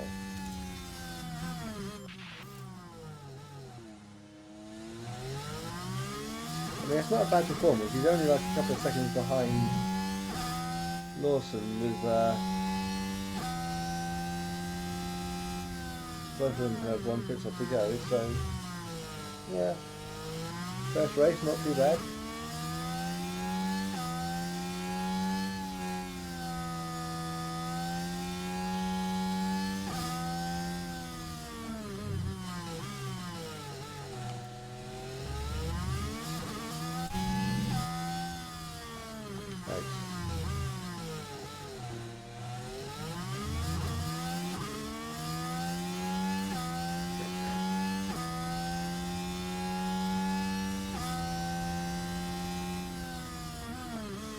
I'm going to put it into 16 times mode again for a bit. There are big gaps everywhere.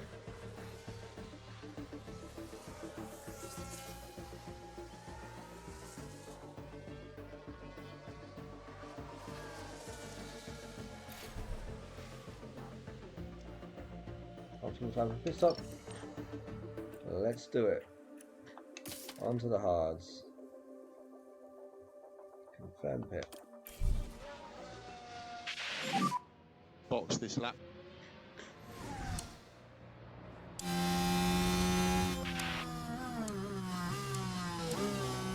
Go driver's eye view, shall we?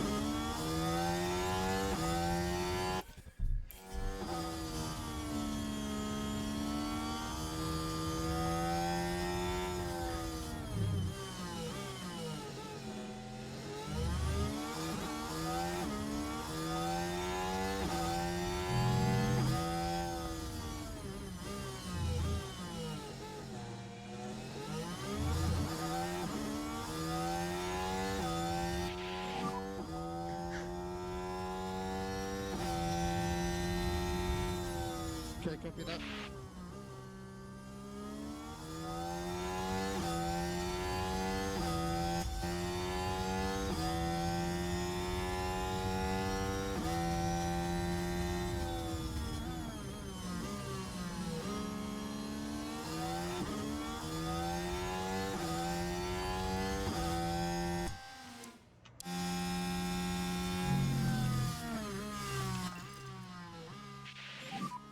Okay, to close the gap.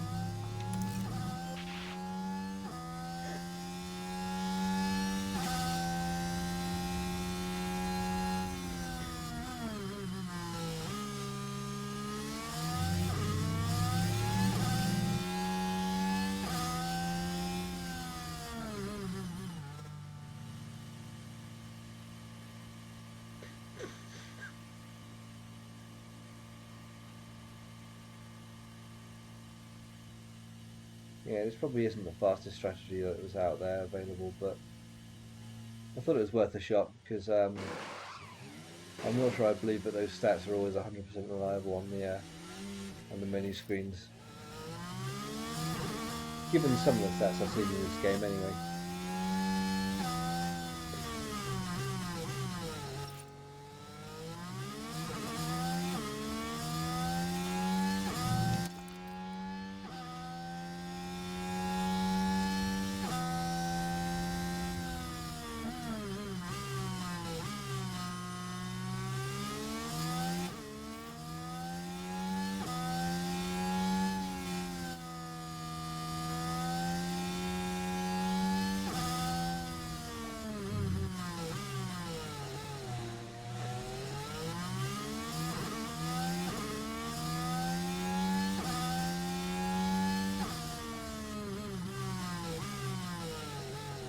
Get the temperatures up to the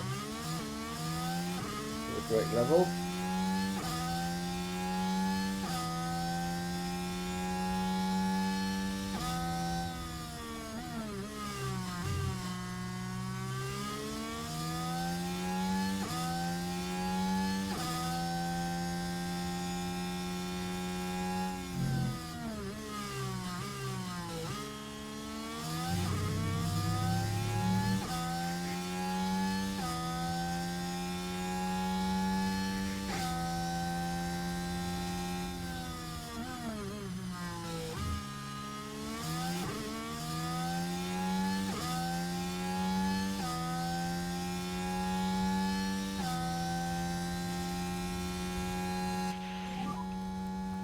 tyres are reaching the upper end of the temperature window. Tyre temperatures have been good.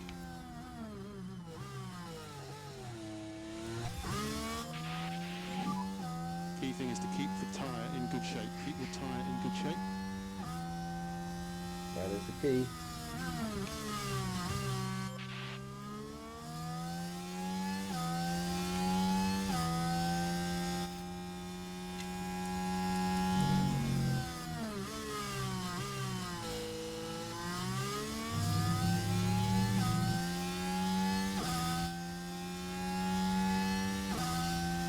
Doing good on tyre management overall, really.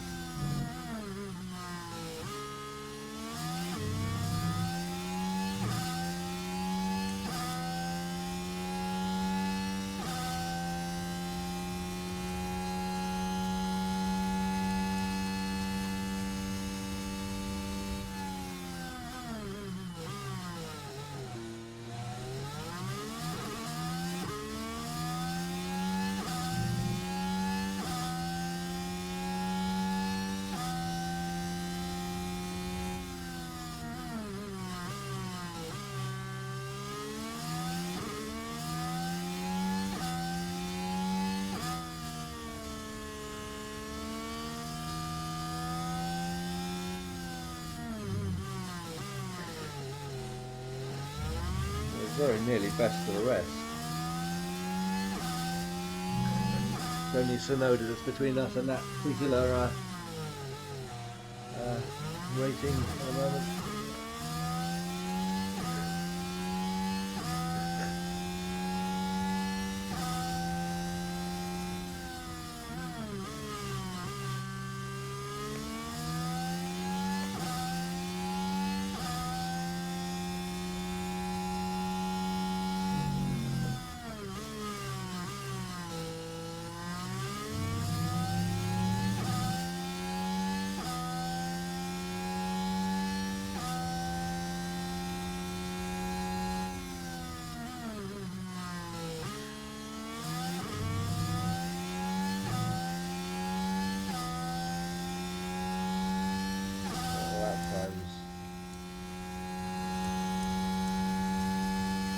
Eight, 10:59.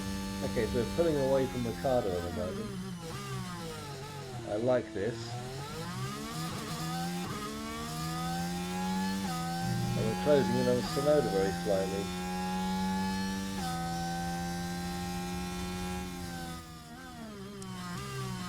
It's all very even.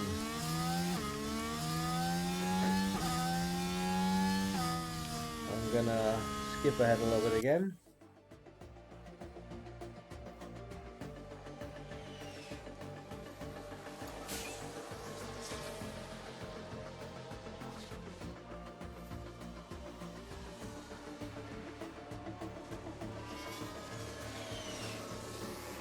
And here we've got a yellow flag. Oh dear.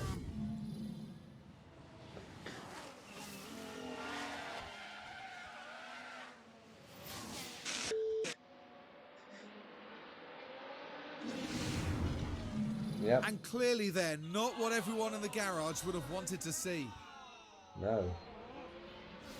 No.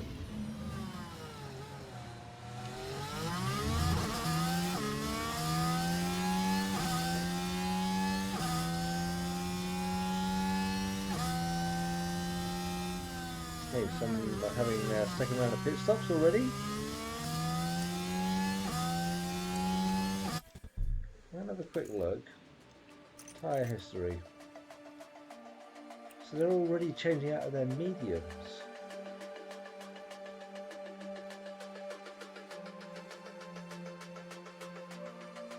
Wow. Is Oscar going to go on to hards? What? Maybe mediums would actually make it to the end from here, I don't know. Yeah, actually we're closing in on our pit window, so yeah, no, it's fine. Ignore that. Ignore what I just said. Medium should easily make it to the end from here.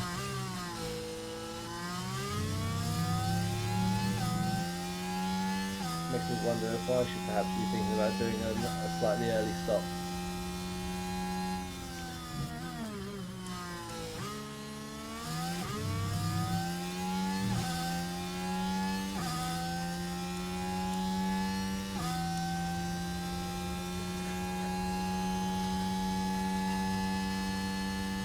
thing is, these tires are really in good condition already, even now, so...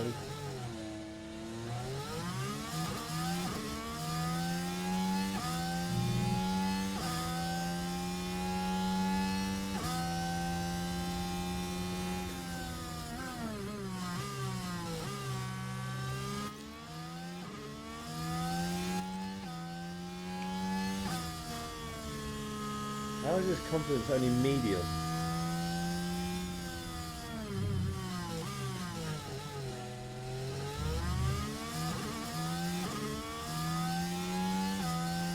Yeah, the whole driver confidence thing is a bit fucking bullshit in this game, unfortunately. It doesn't really equate to what a real life driver would be sort of thinking, I don't think.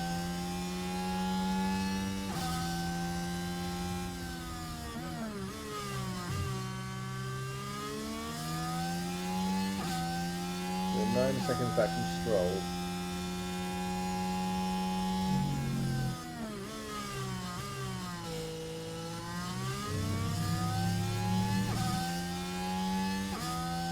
Sitting.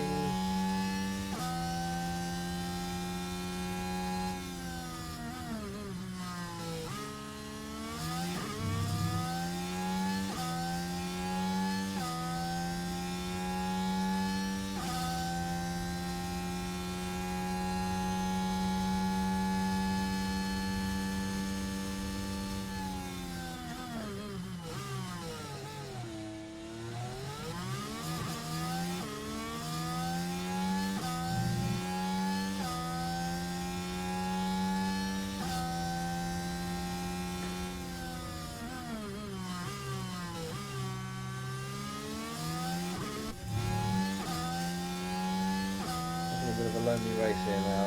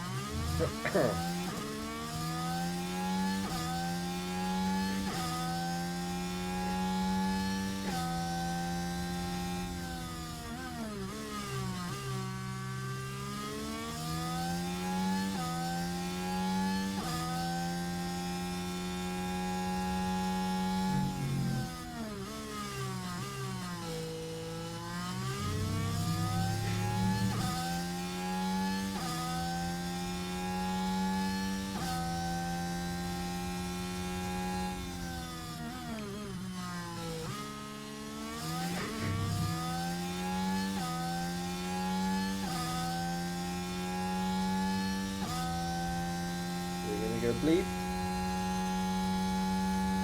No? Okay.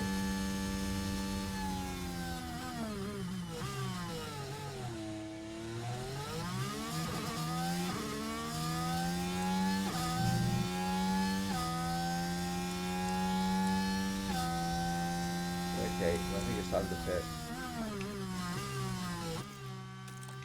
Alonso's like about 3 seconds faster than this.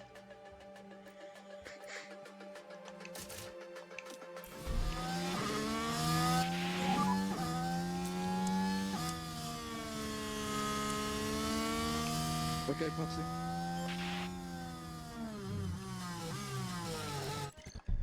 Oh.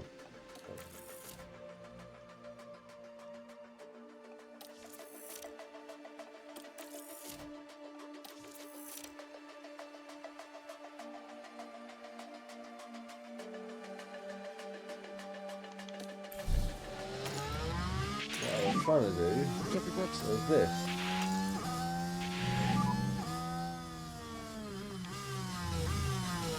Copy. To get him to use up the rest of this tyre.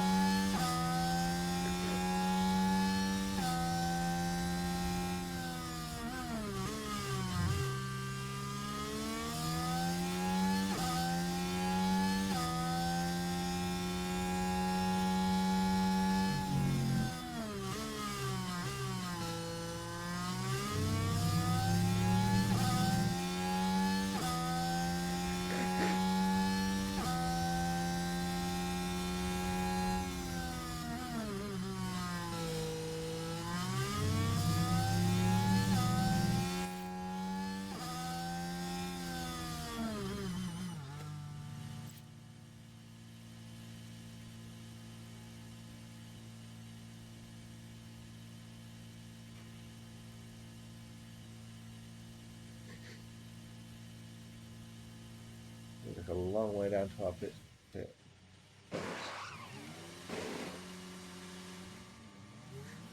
By right, so we should be about 3 spots further back up there now, but never mind.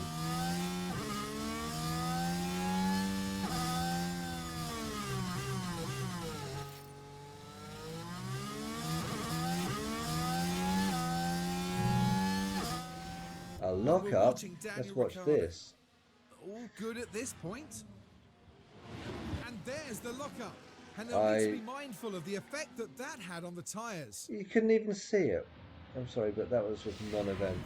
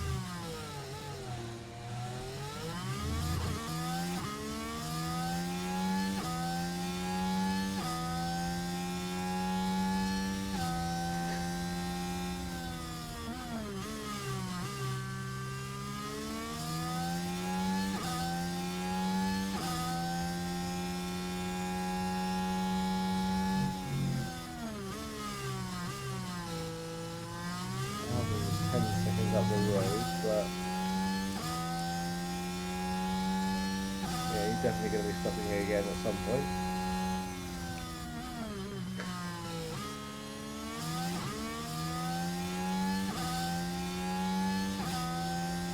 And Wyatt is doing exactly what he needs to do currently to just sort of bring home some cash for the team.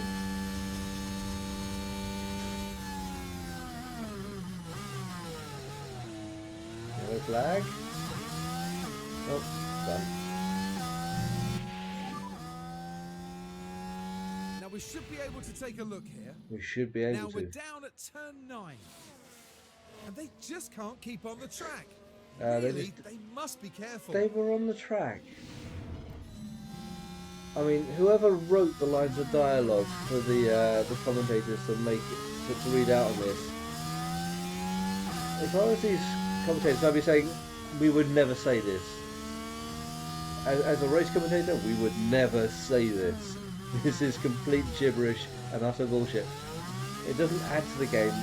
If they had like realistic lines of dialogue, yeah, it's a shame that it's so corny and cheesy.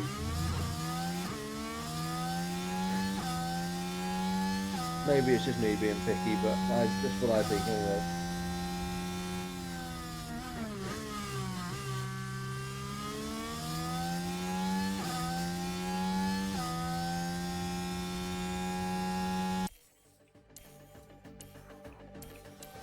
Not what I meant to do. What I meant to do was that.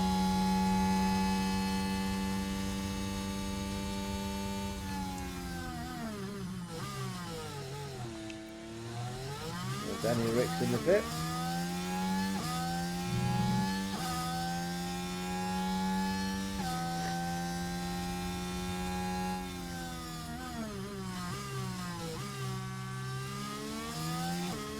And about 6-7 seconds behind us. Okay.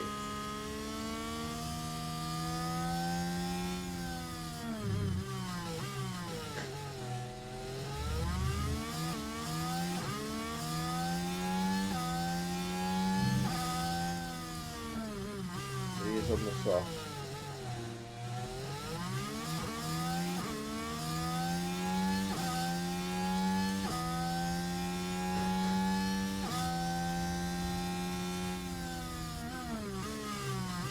Is that often we see ahead? I think it is.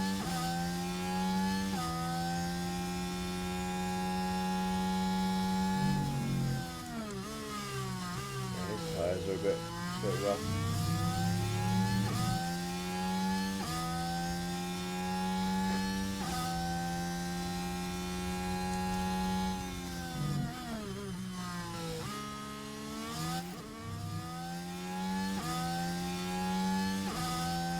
Album's in the pit.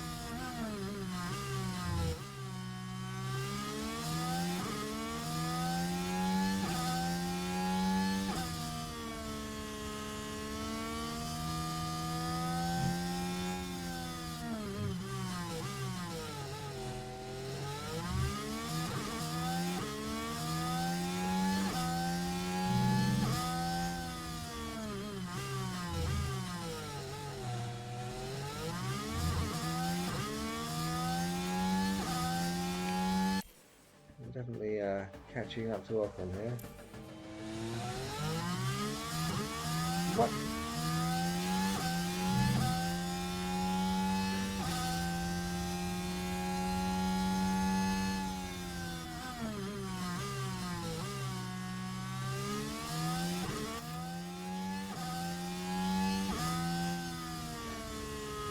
Please go away.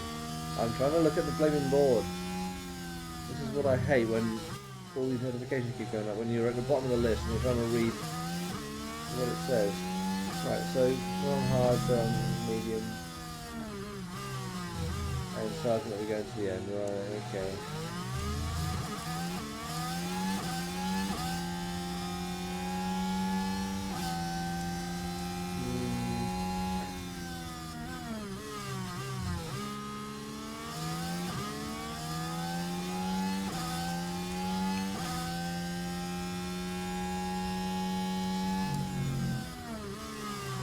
We've got a couple of cars behind us before we get a lap in. Okay.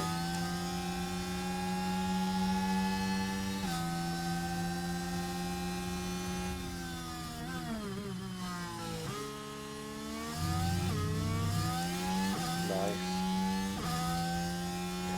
It's nice to get ahead of him before he makes his pit stop.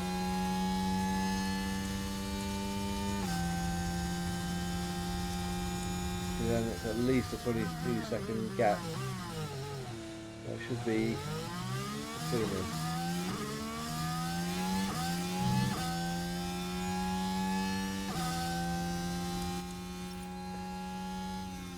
So Nova's made his pit stop.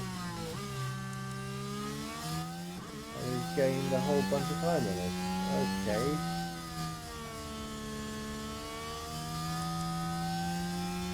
These tyres are a little more worn, so we'll see this earlier. Yeah, we'll see.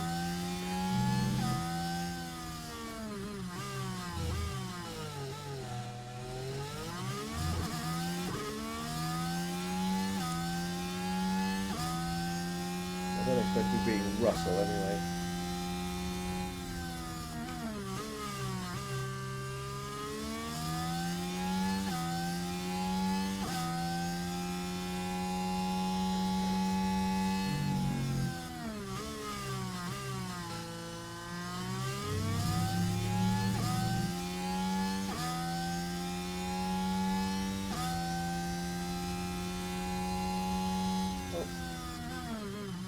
Okay, so we're ahead of Gasly. So what tyres is Gasly on? So How's this tile?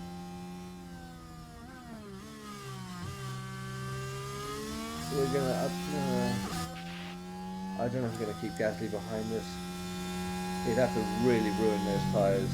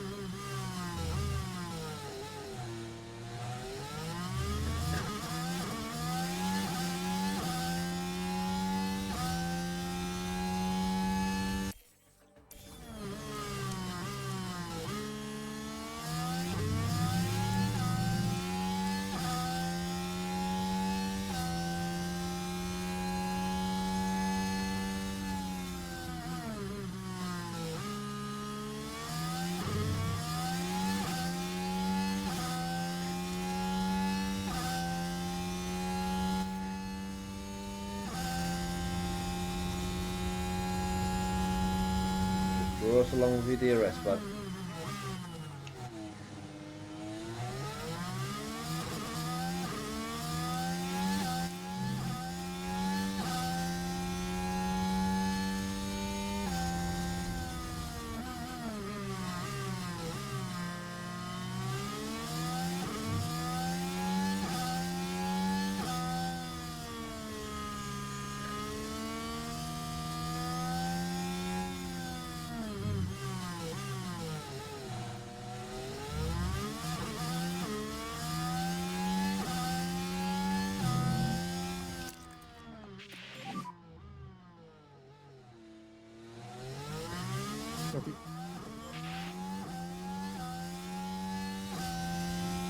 stay with him.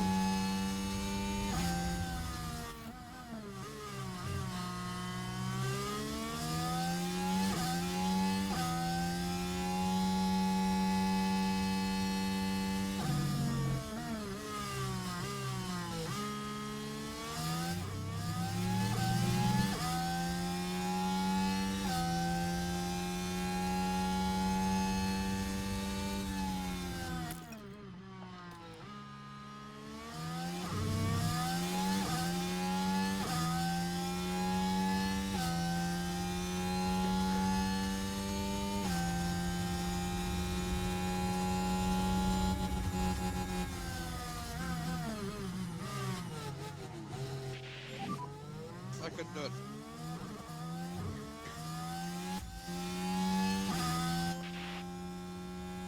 The gap is really closing.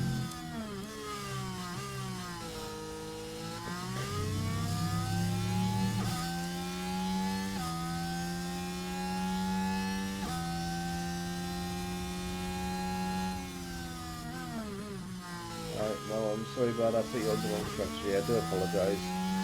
My bad. Take the blame for that.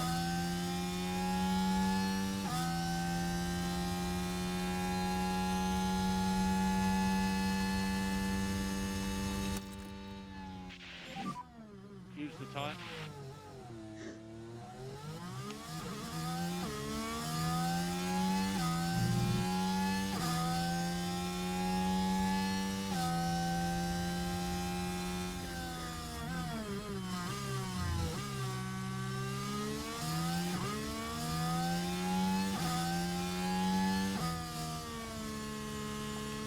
We've been lapped, so screw it. Put it up to standard. Suggest reduce a bit, lift and coast. Give me a bit more engine power to try and stave off this battle. Blue flags.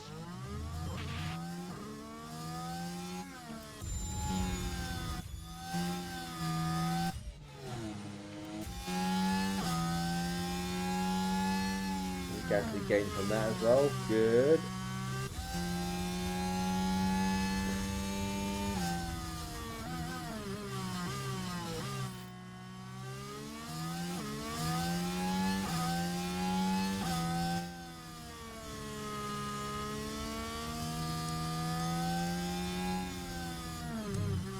Guess we're going to be lapped any moment, basically. There he is. Is that race leader? That's not the race leader. That's Stroll. Oh shit, okay.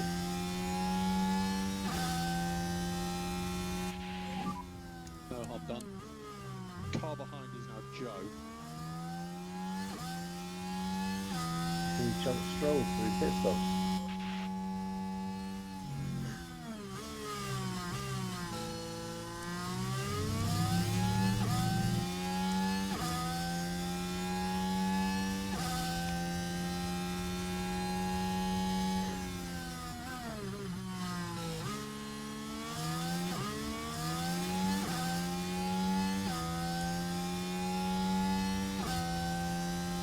We've lost touch of Ricardo then.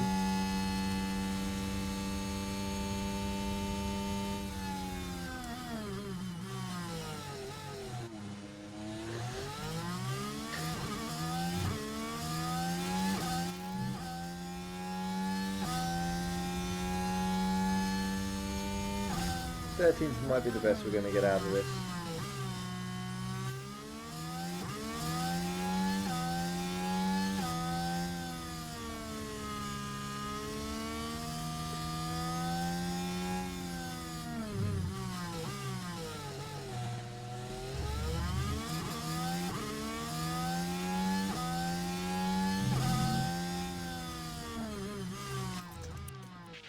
We're definitely going to get laps, so I'm going to sort of put it up to standard Copy. and hope we get laps. Actually, no, I'm not going to risk it. I'm not going to risk it. There's still quite a bit of straight between that and then. Copy.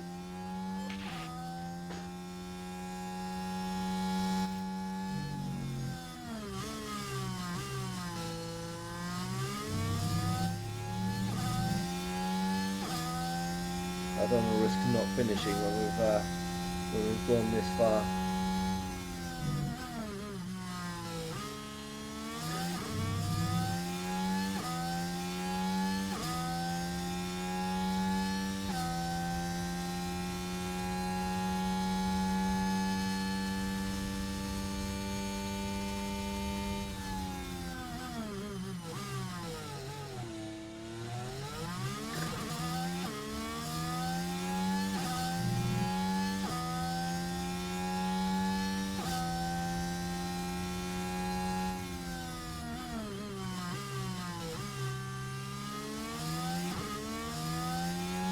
I'm going to scoot this into fast forward.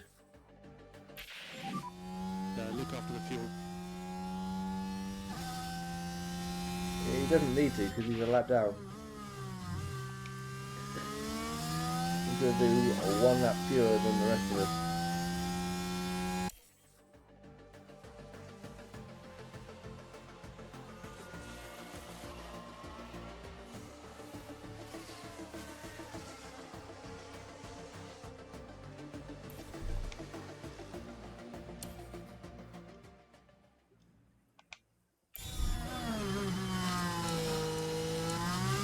Still not being lapped.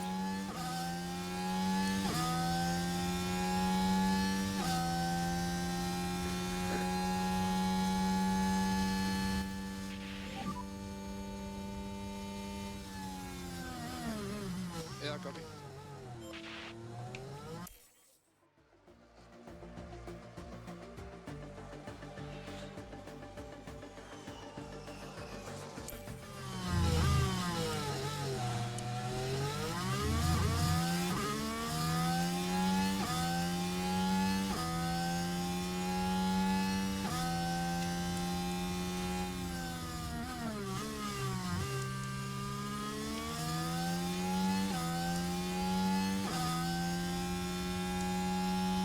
If we can finish it without being lapped, in a race without yellow flags or stoppages, now it's going to be quite an impressive feat in itself, really.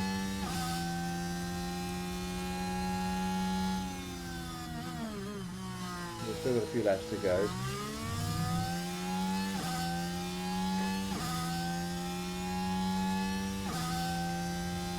Right, we're even on fuel. Copy. Copy.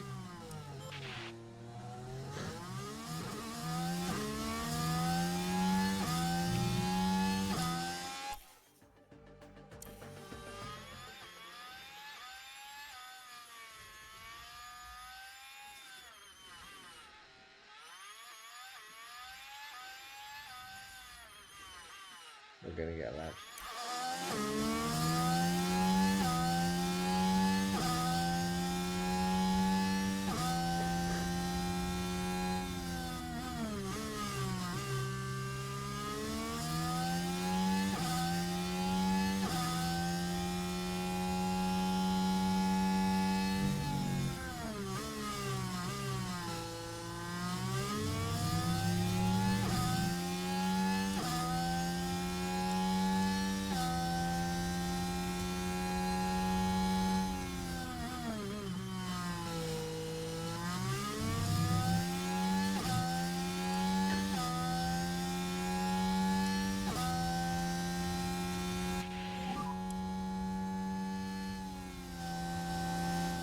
Copy. Yeah, it's fine.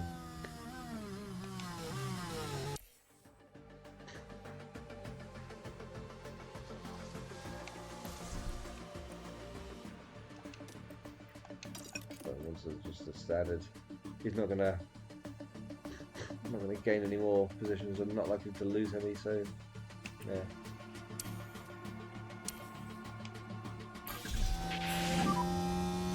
Okay, keep looking know after that. the tyre.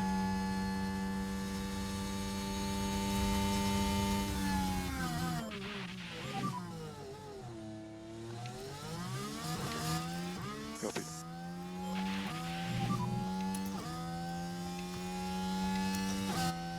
Copy.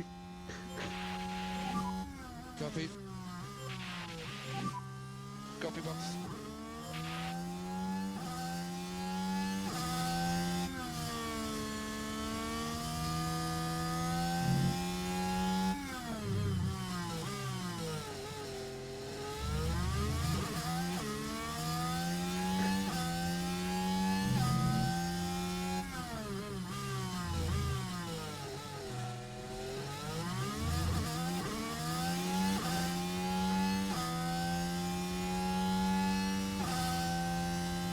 It's unlikely we'll get a fastest lap, but you know. Worth a laugh.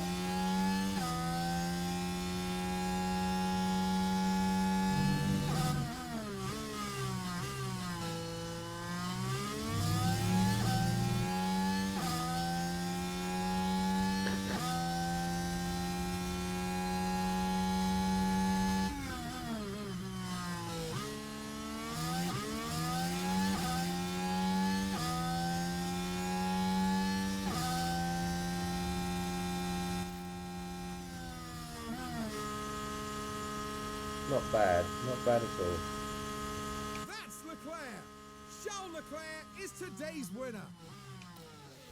He is. And there it is, a win for Charles Leclerc. And we were in the picture. We're in the picture, look. Sponsors, look.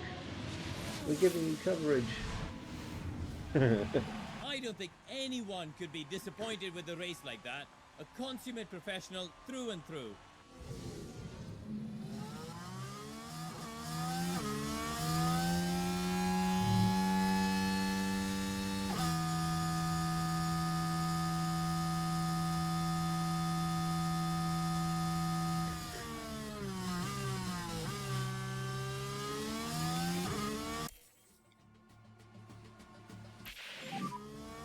That's a checkered flag. We tried something and it didn't help. Yeah. When you get to the FIA, we need to turn the car fully on. We do.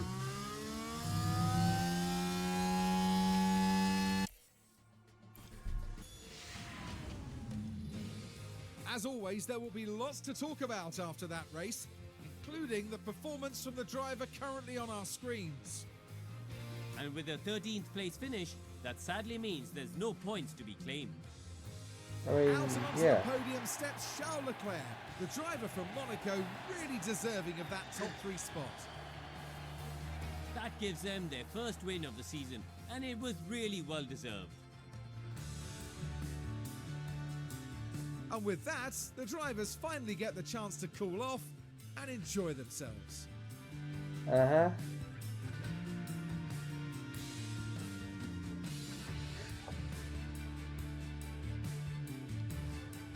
Well, Karun, how do you think they'll be feeling in the team garage at the end of that? It was a strangely mixed weekend for them. We saw one driver put in a strong performance, but it was a different story for the other. Definitely First positives race. there, though. It was his first race, leave him alone. And that is about that for this weekend's action here in Bahrain. The teams now look ahead to the next round, where they'll duel it out in the sand dunes of Saudi Arabia.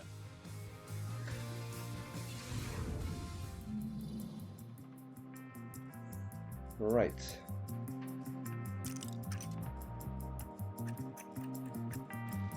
Well, we're not sixth in the championship yet.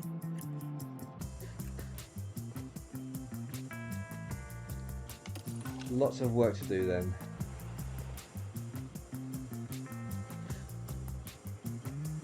And we didn't feature on there. No. No. No.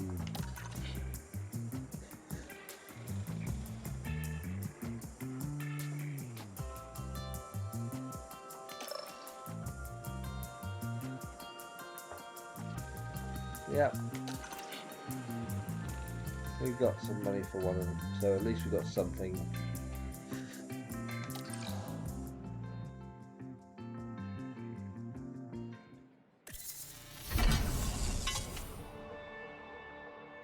Nice.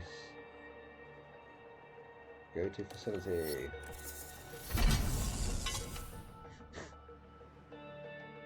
And helipad. Woo-hoo.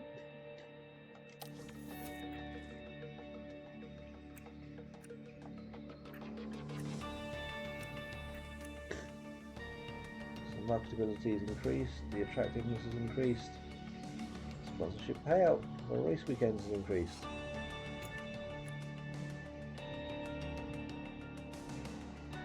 Got another 7 days, then the race confidence again will be better, the attractiveness will be better again, marketability, and weekly income. We always like weekly income.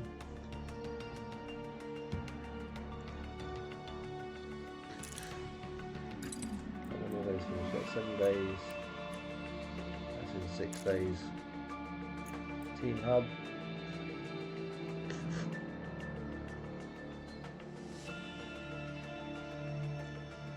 That's in 17 days. That was in 40 days. Cool, okay.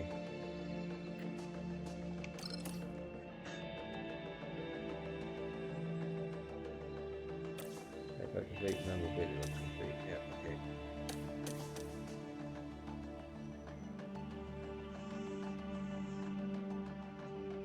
Right. Okay. Now let's try and get these pit stop times down.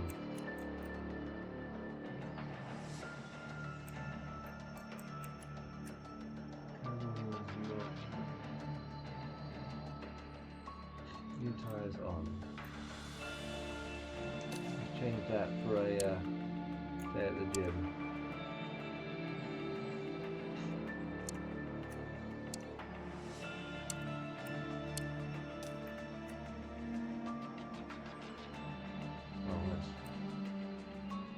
Right, fine, whatever.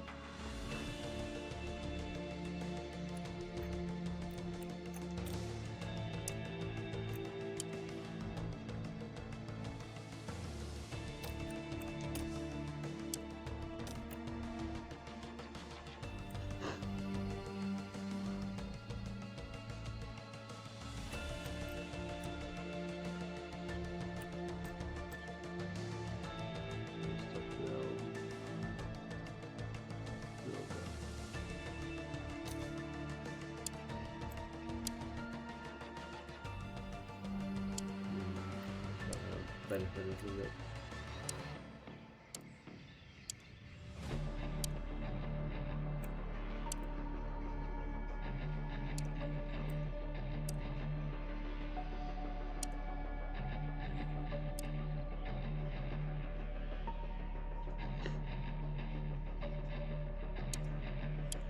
Jax minus 3, okay, let's just minimize the damage to Jax.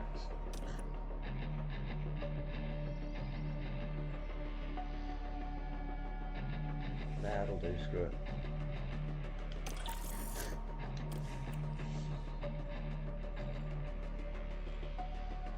Right.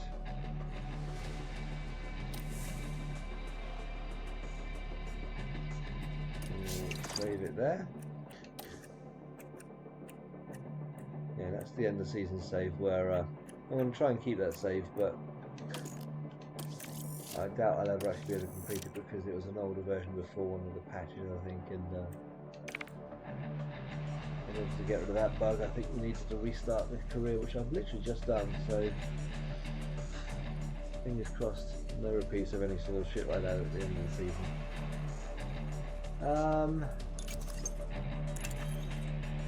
Let's have a look at the cars and see what sort of condition they're in.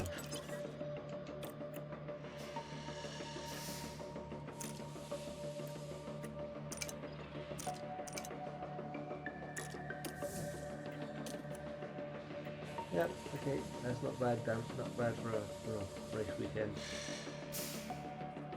Can live with that. Yeah, we've minimised the amount of damage done during practice on these things by turning the engines down, and I think that's the way to go because last year was expensive at the end of the season, and it prevented us from actually getting any new upgrades towards the end of the season because we were purely saving enough money to actually replace gearboxes and shit. Okay, well, I think I'm gonna have to call it there, but this is our nice new flashy suit with our new sponsor Mirum coin, which also appears on the car.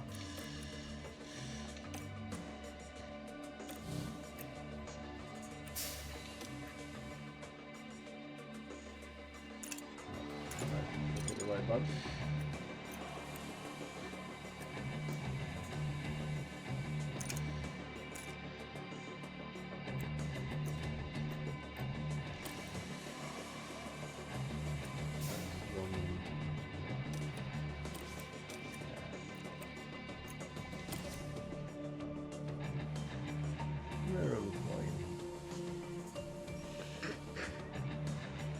Do we change colour on that, do we reckon?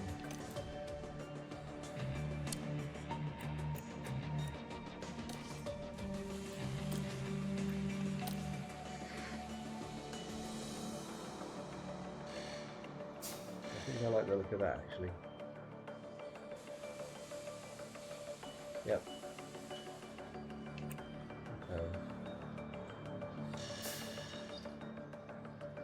Stands out a bit better from a distance.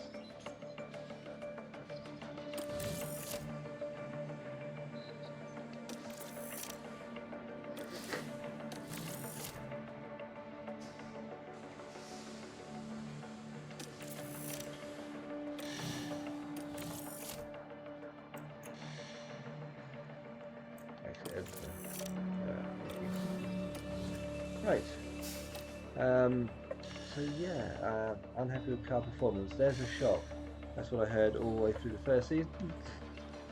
Let's hope that we can actually progress it to a much better degree this season. We've got better facilities to work with this season because we've already completed the season where we did upgrades. So hopefully we can make a bit more progress. With this one, I've gone with the intensive design philosophy in the hope that it improves future designs of these throughout the season. I just figure so doing intensive designs initially is going to probably benefit us later on, rather than sort of saving the money and just making minimal upgrades each time. Okay, so we've got 14 days on that one to be developed. Right, I'm going to call it on that note. Thank you to anyone who's tuned in to watch. Hope you've enjoyed the stream. I'll probably be playing some more of this. I might play some more of this off stream as well, because it's a lot to do, sort of like when you're streaming, and trying to sort of keep it entertaining as well is a bit of a challenge when you like a full Grand Prix to commentate through. I sympathise with Martin Brundle. But yeah, thank you for tuning in. Hope you enjoyed it. I'll catch you again soon.